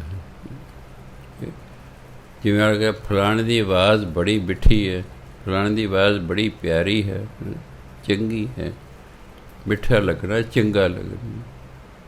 ਗਿਆਨ ਧਿਆਨ ਗੁਰ ਸ਼ਬਦ ਹੈ ਮਿੱਠਾ, ਜਿਹਨੂੰ ਗੁਰੂ ਦਾ ਸ਼ਬਦ, ਗੁਰੂ ਦੀ ਬਾਣੀ, ਗੁਰੂ ਦਾ ਕਰਮੰਤਰ ਮਿੱਠਾ ਲੱਗਦਾ, ਭਾਵ ਚੰਗਾ ਲੱਗਦਾ ਨਾ, ਸਮਝੋ ਉਹਨੂੰ ਰੱਬੀ ਗਿਆਨ ਵੀ ਹੈ ਅਤੇ ਉਹਨੂੰ ਧਿਆਨ ਵੀ ਹੈ। ਗੁਰੂ ਦੇ ਸ਼ਬਦ ਦਾ ਮਿੱਠਾ ਲੱਗਣਾ ਹੀ ਗਿਆਨ ਹੈ, ਗੁਰੂ ਦੇ ਸ਼ਬਦ ਦਾ ਮਿੱਠਾ ਲੱਗਣਾ ਹੀ ਧਿਆਨ ਹੈ। ਗੁਰ ਕਿਰਪਾ ਤੇ ਕਿਨੇ ਵਿਰਲੇ ਚਖ ਡਿਠਾ, ਪਰ ਇਹ ਜਿਹੜਾ ਸ਼ਬਦ ਦਾ ਸਵਾਦ ਇਹ ਵੀ ਗੁਰੂ ਦੀ ਕਿਰਪਾ ਨਾਲ ਕਿਸੇ ਵਿਰਲੇ ਟਾਵੇਂ ਨੇ ਚੱਕ ਕੇ ਦੇਖੇ। ਹਰ ਇੱਕ ਨੂੰ ਨਹੀਂ ਸਵਾਦ ਆਉਂਦਾ, ਹਰ ਇੱਕ ਨੂੰ ਨਾਮ ਜਪਣ 'ਚ, ਬਾਣੀ ਪੜ੍ਹਨ 'ਚ ਰਸ ਹੀ ਨਹੀਂ ਆਉਂਦਾ, ਇਹ ਕਿਸੇ ਵਿਰਲੇ ਟਾਵੇਂ ਨੂੰ ਆਉਂਦਾ। ਕਰਮ ਕਾਂਡ ਬੋ ਕਰੈ ਆਚਾਰ, ਬਿਨ ਨਾਮੈ ਤ੍ਰਿਗ ਤ੍ਰਿਗ ਅਹੰਕਾਰ। ਮਨੁੱਖ ਧਾਰਮਿਕ ਕਰਮ ਕਰਦੇ, ਕਰਮ ਕਾਂਡ ਕਰਦੇ। ਕਰਮ ਕਾਂਡ ਹੁੰਦਾ ਉਹ ਕਰਮ ਜਿਹਦਾ ਆਤਮਾ ਨਾਲ ਕੋਈ ਸੰਬੰਧ ਨਾ ਹੋਵੇ, ਆਤਮਾ ਦੇ ਭਲੇ ਲਈ ਉਹ ਕੋਈ ਫਾਇਦਾ ਨਾ ਉਹਦਾ ਹੋਵੇ। ਜਿਵੇਂ ਤੁਸੀਂ ਦਰਿਆਵਾਂ 'ਚ ਜਾ ਕੇ ਨਹਾਤੇ, ਸਰੋਵਰਾਂ 'ਚ ਨਹਾਤੇ, ਇਹਦਾ ਆਤਮਾ ਨਾਲ ਕੋਈ ਸੰਬੰਧ ਹੀ ਕੋਈ ਨਹੀਂ, ਇਹਦਾ ਆਤਮਾ ਨਾਲ ਕੋਈ ਸੰਬੰਧ ਨਹੀਂ। ਇਸ਼ਨਾਨ ਕਰਨ ਨਾਲ ਜਿਹੜਾ ਮਨ ਪਵਿੱਤਰ ਨਹੀਂ ਹੁੰਦਾ, ਇਸ਼ਨਾਨ ਕਰਨ ਨਾਲ ਤਾਂ ਸਰੀਰ ਪਵਿੱਤਰ ਹੁੰਦਾ, ਮਨ ਨਹੀਂ ਪਵਿੱਤਰ ਹੁੰਦਾ। ਸੋ ਉਹ ਕਰਮ ਜਿਹਦੇ ਨਾਲ ਆਤਮਾ ਨੂੰ ਕੋਈ ਲਾਭ ਨਾ ਹੋਵੇ, ਹੁਣ ਧਾਰਮਿਕ ਕਰਮ ਪਰ ਆਤਮਾ ਨੂੰ ਕੋਈ ਲਾਭ, ਇਹਨਾਂ ਨੂੰ ਕਹਿੰਦੇ ਨੇ ਕਰਮ ਕਾਂਡ। ਉਹ ਬਥੇਰੇ ਕਰਮ ਕਾਂਡ ਕਰਦਾ ਹੈ, ਬਥੇਰੇ ਧਾਰਮਿਕ ਕਿਰਿਆਵਾਂ ਕਰਦਾ ਹੈ, ਪਰ ਨਾਮ ਨਹੀਂ ਜਪਦਾ। ਬਿਨ ਨਾਮੈ ਤ੍ਰਿਗ ਤ੍ਰਿਗ ਅਹੰਕਾਰ। ਉਹ ਕਰਮ ਕਾਂਡ ਕਰਕੇ ਹੰਕਾਰ ਤੇ ਉਹਦਾ ਵੱਧ ਜਾਂਦਾ। ਜਿਵੇਂ ਸੰਤ ਅਤਰ ਸਿੰਘ ਜੀ ਵੇਲੇ ਮਹਾਰਾਜਾ ਭੁਪਿੰਦਰ ਸਿੰਘ ਰਾਜਾ ਦਾ ਪੰਜਾਬ ਦਾ ਉਹ ਪ੍ਰੇਮ ਸੀ, ਚਲੋ ਰਾਜੇ ਮਹਾਰਾਜੇ ਸਾਧੂਆਂ ਨੂੰ ਪ੍ਰੇਮ ਕਰਦੇ ਨੇ। ਵੈਸੇ ਮੈਂ ਦੇਖਿਆ ਕਿ ਲੋਕ ਤੇ ਸਾਧੂਆਂ ਦਾ ਸਤਿਕਾਰ ਕਰਦੇ ਨੇ। ਹੁਣ ਸਾਧੂਆਂ 'ਚ ਆਪਣੇ ਜੀ ਨੁਕਸ ਪੈ ਗਏ, ਉੱਥੇ ਲੋਕ ਦੱਸੋ ਕੀ ਕਰਨ। ਜਦੋਂ ਇੱਕ ਮਹਾਂਪੁਰਖ ਨੂੰ ਜੇਲ੍ਹ ਹੋਈ, ਮੈਨੂੰ ਕੋਈ ਖੁਸ਼ੀ ਨਹੀਂ ਹੋਈ ਵੀ ਉਹ ਵਿਰੋਧੀ ਹੈ ਜੀ, ਫਲਾਣਾ ਹੋ ਗਿਆ, ਕਈ ਮੈਨੂੰ ਅਫਸੋਸ ਹੋਇਆ। ਮੈਂ ਯਾਰ ਕਿੰਨਾ ਬੰਦੇ ਦਾ ਆਦਰ ਮਾਣ ਸਤਿਕਾਰ ਹੈ, ਤੇ ਆ ਹੋ ਗਿਆ ਲੋਕ ਕਰਨਗੇ ਇਹ ਭਜਨਬੰਦੀ ਕਰਨ ਵਾਲੇ ਇਹੋ ਜਿਹੇ ਹੁੰਦੇ ਨੇ। ਇਹ ਦੂਜਿਆਂ ਦਾ ਵੀ ਭਜਨਬੰਦਗੀ ਕਰਨ ਵਾਲੇ ਦਾ ਨੁਕਸਾਨ ਹੁੰਦਾ। ਇੱਕ ਭਜਨਬੰਦਗੀ ਕਰਨ ਵਾਲਾ ਮਾੜੇ ਕੰਮ ਕਰਦਾ, ਦੂਜਿਆਂ ਦਾ ਨੁਕਸਾਨ ਹੁੰਦਾ। ਵਾਲਾ ਕਹਿੰਦਾ ਇਹ ਤਾਂ ਇਹੋ ਜਿਹੇ ਹੁੰਦੇ ਨੇ। ਹੁਣ ਸੰਤ ਮਹਾਤਮੇ ਆਪਸ 'ਚ ਲੜੀ ਜਾਣ ਸਟੇਜ 'ਤੇ ਫਿਰ ਧਰਮ ਕਿਵੇਂ ਪ੍ਰਫੁੱਲਤ ਹੋਵੇਗਾ? ਔਰ ਕਹਿੰਦੇ ਤਾਂ ਇਹ ਤਰੀ ਨੇ ਆਪਸ 'ਚ ਲੜੀ ਜਾਂਦੇ ਨੇ। ਲੋਕ ਫਿਰ ਇਸ ਪਾਸੇ ਨੂੰ ਆਉਂਦੇ ਨਹੀਂ ਹੈਗੇ। ਮੈਨੂੰ ਇਸ ਗੱਲ ਦਾ ਉਦੋਂ ਅਫਸੋਸ ਹੋਇਆ। ਮੈਂ ਬਹੁਤ ਮਾੜੀ ਗੱਲ ਹੋਈ ਹੈ ਵੀ ਇਹਦਾ ਬਹੁਤ ਬੈਡ ਇਫੈਕਟ ਪਿਆ ਹੈ। ਉਹ ਕਹਿੰਦਾ ਇਹ ਜਿਹੜੇ ਇਹ ਧਾਰਮਿਕ ਬੰਦੇ ਇਹੋ ਜਿਹੇ ਹੁੰਦੇ ਨੇ। ਸੋ ਗੁਰੂ ਮਹਾਰਾਜ ਕਹਿੰਦੇ ਕਰਮ ਕਾਂਡ ਤੇ ਬਹੁਤ ਕੀਤੇ, ਲੋਕ ਵਿਖਾਵਾ ਤੇ ਬੜਾ ਕੀਤਾ। ਬਿਨ ਨਾਮੈ ਤ੍ਰਿਗ ਤ੍ਰਿਗ ਅਹੰਕਾਰ। ਉਹ ਕਰਮ ਕਾਂਡ ਕਰਕੇ ਹੰਕਾਰ ਤੇ ਵੱਧ ਗਿਆ, ਪਰ ਨਾਮ ਨਾ ਜਪਣ ਕਾਰਨ ਜੀਵਨ ਤੇ ਵਿਅਰਥ ਚਲੇ ਗਏ। ਮਹਾਰਾਜਾ ਭੁਪਿੰਦਰ ਸਿੰਘ ਨੇ ਅਖੰਡ ਪਾਠ ਰਖਾ ਲਿਆ। ਸੰਤ ਅਤਰ ਸਿੰਘ ਮਸਤੂ ਨੇ ਕਹਿੰਦੇ ਜੀ ਤੁਸੀਂ ਭੋਗ 'ਤੇ ਆਇਓ। ਕਹਿੰਦੇ ਆ ਜਾਵਾਂਗੇ ਜੀ। ਭੋਗ ਪੈ ਰਿਹਾ। ਸੰਤ ਅਤਰ ਸਿੰਘ ਜੀ ਮਹਾਰਾਜ ਨੇ ਦੇਖਿਆ ਵੀ ਰਾਜਾ ਵੀ ਕੋਈ ਨਹੀਂ ਬੈਠਾ ਅਤੇ ਰਾਣੀ ਵੀ ਕੋਈ ਨਹੀਂ ਬੈਠੀ। ਭੋਗ ਪੈ ਰਿਹਾ, ਨਾ ਰਾਜਾ ਬੈਠਾ ਨਾ ਰਾਣੀ ਬੈਠੀ ਹੈ। ਉਹਨਾਂ ਨੇ ਇੱਕ ਨੂੰ ਪੁੱਛਿਆ ਪਾਠੀ ਨੂੰ ਆਪੋ, ਉੱਥੇ ਡੇਰੇ ਦੀ ਪਾਠੀ ਆਏ ਸੀ।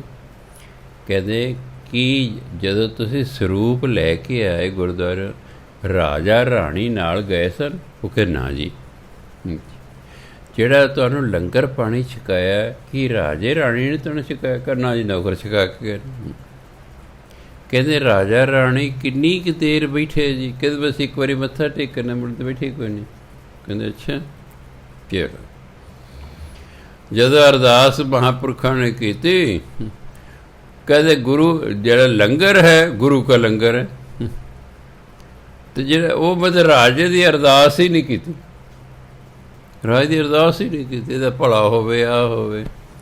ਬਾਅਦ ਜੋ ਹੋ ਗਿਆ, ਰਾਜਾ ਕਹਿੰਦਾ ਜੀ ਤੁਸੀਂ ਮੇਰੀ ਤੇ ਅਰਦਾਸ ਹੀ ਨਹੀਂ ਕੀਤੀ। ਕਹਿੰਦਾ ਤੇਰੀ ਕਾਹਦੀ ਅਰਦਾਸ ਹੈ? ਜਿਹੜੇ ਪੈਸੇ ਤੂੰ ਦੇ ਰਿਹਾ ਹੈ ਪਾਠੀਆਂ ਨੂੰ, ਉਹ ਤੇਰੇ ਥੋੜ੍ਹਾ ਨੇ। ਇਹ ਤਾਂ ਲੋਕਾਂ ਤੋਂ ਟੈਕਸ ਲੈ ਕੇ ਤੂੰ ਇਹਨਾਂ ਨੂੰ ਦੇ ਰਿਹਾ। ਤੇਰੀ ਦੱਸ ਆਪਣੀ ਕੀ ਕਮਾਈ ਹੈ? ਤੂੰ ਆਪਣੀ ਕਮਾਈ 'ਚੋਂ ਕਿਹੜੀ ਦਵਾਨੀ ਖਰਚ, ਜੇ ਤੇਰਾ ਪੈਸੇ ਹੀ ਕੋਈ ਨਹੀਂ। ਇਹ ਤਾਂ ਲੋਕਾਂ ਦੇ ਪੈਸੇ ਤੂੰ ਦੇ ਰਿਹਾ। ਫਿਰ ਕਹਿ ਤੂੰ ਕੋਈ ਸੇਵਾ ਨਹੀਂ ਕੀਤੀ, ਨਾ ਤੂੰ ਕੀਤੀ ਨਾ ਤੇਰੀ ਘਰ ਵਾਲੀ ਨੇ ਕੀਤੀ। ਇਸੇ ਤੁਹਾਡੀ ਕਾਹਦੀ ਅਰਦਾਸ? ਬਾਕੀ ਇਹ ਲੰਗਰ ਇਹ ਤਾਂ ਗੁਰੂ ਦਾ ਹੁੰਦਾ, ਇਹ ਤਾਂ ਗੁਰੂ ਦਾ। ਫਿਰ ਮਾਫੀ ਮੰਗਦਾ ਜੀ, ਗਲਤੀ ਹੋ ਗਈ। ਫਿਰ ਟਾਈਮ ਲਿਆ ਰਾਜੇ ਨੇ, ਫਿਰ ਜਿਹੜਾ ਹੈ ਪਤਾ ਲੱਗ ਗਿਆ। ਫਿਰ ਰਾਜਾ ਰਾਣੀ ਨੰਗੇ ਪੈਰੀ ਸਰੂਪ ਲੈ ਕੇ ਨਾਲ ਆਏ, ਆਪ ਸਿਰ 'ਤੇ ਚੱਕਿਆ ਸਰੂਪ ਰਾਜੇ ਨੇ। ਰਾਣੀ ਚੌਰ ਸਭ ਕਰ ਰਹੀ ਸਾਰਾ। ਫਿਰ ਉਹਨਾਂ ਨੇ ਆਪਣੇ ਹੱਥੀਂ ਪ੍ਰਸ਼ਾਦਾ ਬਣਾ ਕੇ ਪਾਠੀਆਂ ਨੂੰ ਖਵਾਉਂਦੇ ਰਹੇ। ਵੱਧ ਤੋਂ ਵੱਧ ਸਮਾਂ ਬੈਠ ਕੇ ਉਹਨਾਂ ਨੇ ਪਾਠ ਸੁਣਿਆ। ਫਿਰ ਮਹਾਂਪੁਰਖਾਂ ਨੇ ਅਰਦਾਸ ਕੀਤੀ ਰਾਜੇ ਦੇ ਹੱਕ 'ਚ। ਫਿਰ ਰਾਜਾ ਖੁਸ਼ ਹੋਇਆ। ਸੋ ਇਸ ਲਈ ਫਾਰਮੈਲਿਟੀਆਂ ਨਹੀਂ ਜ਼ਿੰਦਗੀ 'ਚ ਕਰੀ ਦੀ। ਬਹੁਤ ਸਾਰੇ ਮੈਂ ਲੋਕ ਦੇਖੇ ਨੇ, ਇਹ ਜਿਹੜਾ ਅਖੰਡ ਪਾਠ ਕਰਾਉਂਦੇ ਸਾਹਿਬ ਸਭ ਫਾਰਮੈਲਿਟੀਆਂ ਕਰਦੇ ਨੇ। ਆਪ ਅਟੈਂਡ ਨਹੀਂ ਕਰਨਾ, ਆਪ 2 ਘੜੀਆਂ ਬਹਿਣਾ ਨਹੀਂ, ਆਪ ਆਏ ਗਏ ਨੂੰ ਹੀ ਅਟੈਂਡ ਕਰਦੇ ਰਹਿਣਾ। ਇਕੱਠ ਕਰ ਲੈਣਾ ਬਹੁਤਾ, ਜਦੋਂ ਬਹੁਤਾ ਇਕੱਠ ਕਰਨਾ ਫਿਰ ਕਦੇ ਕੋਈ ਆ ਗਿਆ, ਕਦੇ ਕੋਈ ਮਿਲਣ ਆ ਗਿਆ। ਸੋ 2 ਘੜੀਆਂ ਜੇ ਮੇਰੇ ਘਰ ਅਖੰਡ ਪਾਠ ਚੱਲੇ ਤੇ ਮੈਂ ਹੀ 2 ਘੜੀਆਂ ਬੈਠ ਕੇ ਨਾ ਸੁਣਿਆ ਤਾਂ ਗੁਰੂ ਮਹਾਰਾਜ ਕਹਿੰਦੇ ਤੂੰ ਚੰਗਾ ਬੰਦਾ ਵੀ ਹੈ, ਸਾਨੂੰ ਆਪਣੇ ਘਰ ਲੈ ਕੇ ਤੂੰ ਆਪ ਗੈਰ ਹਾਜ਼ਰ ਹੈ, ਆਪ ਗੈਰ ਹਾਜ਼ਰ। ਸੋ ਇਸ ਲਈ ਬਿਨ ਨਾਮੈ ਤ੍ਰਿਗ ਅਹੰਕਾਰ, ਨਾਮ ਤੋਂ ਬਿਨਾਂ ਇਹ ਜਿਹੜੇ ਕਰਮਾਂ ਦਾ ਨਾ, ਧਰਮ ਕਰਮ ਦਾ ਹੰਕਾਰ ਇੱਕ ਨੇ ਵਿਅਰਥ ਹੈ। ਬੰਧਨ ਬਾਂਧਿਓ ਮਾਇਆ ਫਾਂਸ, ਜਨ ਨਾਨਕ ਛੂਟੈ ਗੁਰ ਪ੍ਰਗਾਸ। ਇਹ ਮਾਇਆ ਫਾਂਸ ਹਿੰਦੀ ਦਾ ਸ਼ਬਦ ਹੈ। ਫਾਂਸੀ, ਫਾਂਸ ਰੱਸੇ ਨੂੰ ਕਹਿੰਦੇ ਨੇ। ਰੱਸੀ ਗਲ 'ਚ ਲਪੇਟਦੇ ਨਾਲ ਆਲੇ ਦੁਆਲੇ। ਇਸ ਲਈ ਹਿੰਦੀ ਵਾਲੇ ਕਹਿੰਦੇ ਫਾਂਸੀ, ਆਪਾਂ ਵੀ ਕਹਿੰਦੇ ਫਾਂਸੀ, ਫਲਾਣੇ ਬੰਦੇ ਫਾਂਸੀ ਦਿੱਤੀ। ਫਾਂਸੀ ਨਹੀਂ ਕਹਿੰਦੇ, ਫਾਂਸੀ। ਜਾਂ ਆਪਾਂ ਪੰਜਾਬੀ ਉਹਨੂੰ ਫਾਹੇ 'ਚ ਲਾਤਾ। ਆਪਾਂ ਕਈ ਵਾਰ ਪੰਜਾਬੀ ਕਹਿੰਦੇ ਫਲਾਣੇ ਬੰਦੇ ਨੂੰ ਸਿਰ ਫਾਹੇ ਲਾਤਾ। ਸੋ ਫਾਂਸ, ਬੰਧਨ ਬਾਂਧਿਓ ਮਾਇਆ ਫਾਂਸ। ਮਾਇਆ ਵੀ ਫਾਂਸ ਹੈ, ਮਾਇਆ ਵੀ ਫਾਂਸੀ ਹੈ। ਬੰਦਾ ਮਾਇਆ ਦੇ ਬੰਧਨਾਂ 'ਚ ਵੱਝਿਆ ਰਹਿੰਦਾ ਹੈ। ਜਨ ਨਾਨਕ ਛੂਟੈ ਗੁਰ ਪ੍ਰਗਾਸ। ਜਦੋਂ ਫਿਰ ਗੁਰੂ ਦੀ ਕਿਰਪਾ ਨਾਲ ਇਹ ਮਾਇਆ ਦੇ ਬੰਧਨਾਂ ਤੋਂ ਇਹਦਾ ਛੁਟਕਾਰਾ ਹੁੰਦਾ ਨਾ, ਪ੍ਰਗਾਸ, ਇਹਦੇ ਅੰਦਰ ਗਿਆਨ ਦਾ ਚਾਨਣ ਹੋ ਜਾਂਦਾ ਹੈ। ਇਹਨੂੰ ਬ੍ਰਹਮ ਗਿਆਨ ਹੋ ਜਾਂਦਾ ਹੈ, ਇਹਦੇ ਅੰਦਰ ਗਿਆਨ ਦਾ ਚਾਨਣ ਹੋ ਜਾਂਦਾ ਹੈ। ਸੋ ਗੁਰੂ ਮਹਾਰਾਜ ਕਿਰਪਾ ਕਰਨ ਹੈ। ਜਿੰਨਾ ਵੀ ਸਮਾਂ ਮਿਲੇ ਆਪਣੇ ਸੰਸਾਰਕ ਕੰਮ ਧੰਦਿਆਂ ਤੋਂ ਬਾਅਦ, ਕਿਉਂਕਿ ਸਾਨੂੰ ਸੰਸਾਰਕ ਕੰਮ ਧੰਦੇ ਬੰਦ ਕਰਨ ਨੂੰ ਗੁਰੂ ਮਹਾਰਾਜ ਨੇ ਨਹੀਂ ਕਿਹਾ। ਉਹ ਕਹਿੰਦੇ ਨਹੀਂ, ਜੋ ਤੁਹਾਡੀ ਸੰਸਾਰਿਕ ਡਿਊਟੀ ਹੈ ਉਹ ਆਪਣੀ ਡਿਊਟੀ ਦੇਣੀ ਹੈ। ਇਹ ਨਾ ਸਮਝੋ ਮੈਂ ਰਿਟਾਇਰ ਹੋ ਗਿਆ, ਮੇਰੀ ਕੋਈ ਡਿਊਟੀ ਨਹੀਂ। ਨੋ, ਪਿਤਾ ਦੀ ਡਿਊਟੀ ਜਿੰਨਾ ਚਿਰ ਮਰ ਨਹੀਂ ਜਾਂਦਾ, ਪਿਤਾ ਦੀ ਆਪਣੀ ਡਿਊਟੀ ਹੈ। ਮਾਂ ਦੀ ਆਪਣੀ ਡਿਊਟੀ ਹੈ, ਪੁੱਤਰ ਦੀ ਆਪਣੀ ਡਿਊਟੀ ਹੈ, ਧੀ ਦੀ ਆਪਣੀ ਡਿਊਟੀ ਹੈ, ਭਰਾ ਦੀ ਆਪਣੀ ਡਿਊਟੀ ਹੈ, ਭੈਣ ਦੀ ਆਪਣੀ ਡਿਊਟੀ ਹੈ। ਆਪਣੀਆਂ ਡਿਊਟੀਆਂ ਕਰਦੇ ਰਹਿਣਾ ਹੈ। ਜੋ ਜ਼ਿੰਮੇਵਾਰੀਆਂ ਉਹਨਾਂ ਨੂੰ ਨਿਭਾਉਂਦੇ ਰਹਿਣਾ ਹੈਗਾ, ਲਾਪਰਵਾਹ ਨਹੀਂ ਹੋਣਾ ਹੈਗਾ। ਅਤੇ ਫਿਰ ਜਿੰਨਾ ਟਾਈਮ ਮਿਲੇ ਆਪਣਾ ਭਜਨ ਬੰਦਗੀ ਕਰਕੇ ਜੀਵਨ ਲੇਖੇ ਲਾਉਣਾ ਹੈ। ਅਸੀਂ ਇਸ ਸੰਸਾਰ 'ਚ ਸੌਖੇ ਹੋਣ ਆਏ ਹਾਂ, ਔਖੇ ਹੋਣ ਨਹੀਂ ਆਏ। ਅਸੀਂ ਅਮੀਰ ਹੋਣ ਆਏ ਹਾਂ, ਗਰੀਬ ਹੋਣ ਨਹੀਂ ਆਏ। ਅਸੀਂ ਸੁਖੀ ਹੋਣ ਆਏ ਹਾਂ, ਅਸੀਂ ਤਾਂ ਦੁਖੀ ਨਹੀਂ ਹੋਣ ਆਏ। ਜਦ ਸਾਰੇ ਢੰਗ ਤਰੀਕੇ ਸਾਨੂੰ ਬਾਣੀ 'ਚ ਦਿੱਤੇ ਹੋਏ ਨੇ, ਫਿਰ ਕੀ ਲੋੜ ਹੈ ਵੀ ਦੁਖੀ ਹੋਣ ਦੀ, ਅਤੇ ਕੀ ਲੋੜ ਹੈ ਗਰੀਬ ਹੋਣ ਦੀ, ਅਤੇ ਕੀ ਲੋੜ ਹੈ ਭਟਕਣ ਦੀ। ਜਿਵੇਂ ਕਹਿੰਦੇ 100 ਗਜ਼ ਰੱਸਾ ਸਿਰੇ 'ਤੇ ਗੰਢ, ਜੇ ਸਿਰੇ 'ਤੇ ਗੰਢ ਨਾ ਦੇ ਰੱਸਾ ਖੁੱਲ੍ਹ ਜਾਂਦਾ। ਤੇ ਰੱਸੇ ਨੂੰ ਵੱਟ ਦੇ ਕੇ ਰੱਸਾ ਵੱਟ ਲਿਆ। ਅਗਰ ਸਿਰੇ 'ਤੇ ਤੁਸੀਂ ਗੰਢ ਨਹੀਂ ਲਾਓਗੇ, ਮਾਰੋਗੇ, ਰੱਸਾ ਖੁੱਲ੍ਹ ਜਾਏਗਾ। ਕਹਾਵਤ ਹੈ 100 ਗਜ਼ ਰੱਸਾ ਸਿਰੇ 'ਤੇ ਗੰਢ। ਭਾਵ ਆਪਾਂ ਘੰਟਾ ਗੱਲਬਾਤ ਕੀਤੀ ਧਰਮ ਦੀ, ਸਿਰੇ 'ਤੇ ਗੰਢ ਕੀ ਹੈ ਕਿ ਜਿੰਨਾ ਸਮਾਂ ਮਿਲੇ ਨਾਮ ਜਪੋ। ਇਹ ਗੰਢ ਹੈ ਬਸ, ਇਹਨੂੰ ਹੀ ਪੱਲੇ ਬੰਨ੍ਹਣਾ। ਜਿੰਨਾ ਵੀ ਸਮਾਂ ਮਿਲੇ ਨਾਮ ਜਪੋ। ਫਿਰ ਉਹਦੇ ਇਫੈਕਟ ਨੂੰ, ਪ੍ਰਭਾਵ ਨੂੰ ਦੇਖੋ ਵੀ 1 ਸਾਲ ਪਹਿਲਾਂ ਮੇਰੀ ਕੀ ਹਾਲਤ ਸੀ, 1 ਸਾਲ ਮੈਂ ਲਗਾਤਾਰ ਨਾਮ ਜਪਦੇ ਬਣੇ ਅਤੇ ਮੇਰੇ ਕੀ ਫਰਕ ਪਿਆ, ਕੀ ਫਰਕ ਪਿਆ ਤੁਹਾਨੂੰ ਪਤਾ ਲੱਗੇਗਾ। ਅਤੇ ਜਦੋਂ ਤੁਹਾਨੂੰ ਪਤਾ ਲੱਗ ਗਿਆ ਵੀ ਹਾਂ ਫਰਕ ਪੈ ਗਿਆ, ਫਿਰ ਲੱਗੇ ਰਹੋ ਬਸ, ਹੋਰ ਕੀ। ਗੁਰੂ ਮਹਾਰਾਜ ਭਲੀ ਕਰਨ। ਵਾਹਿਗੁਰੂ ਜੀ ਕਾ ਖਾਲਸਾ, ਵਾਹਿਗੁਰੂ ਜੀ ਕੀ ਫਤਿਹ।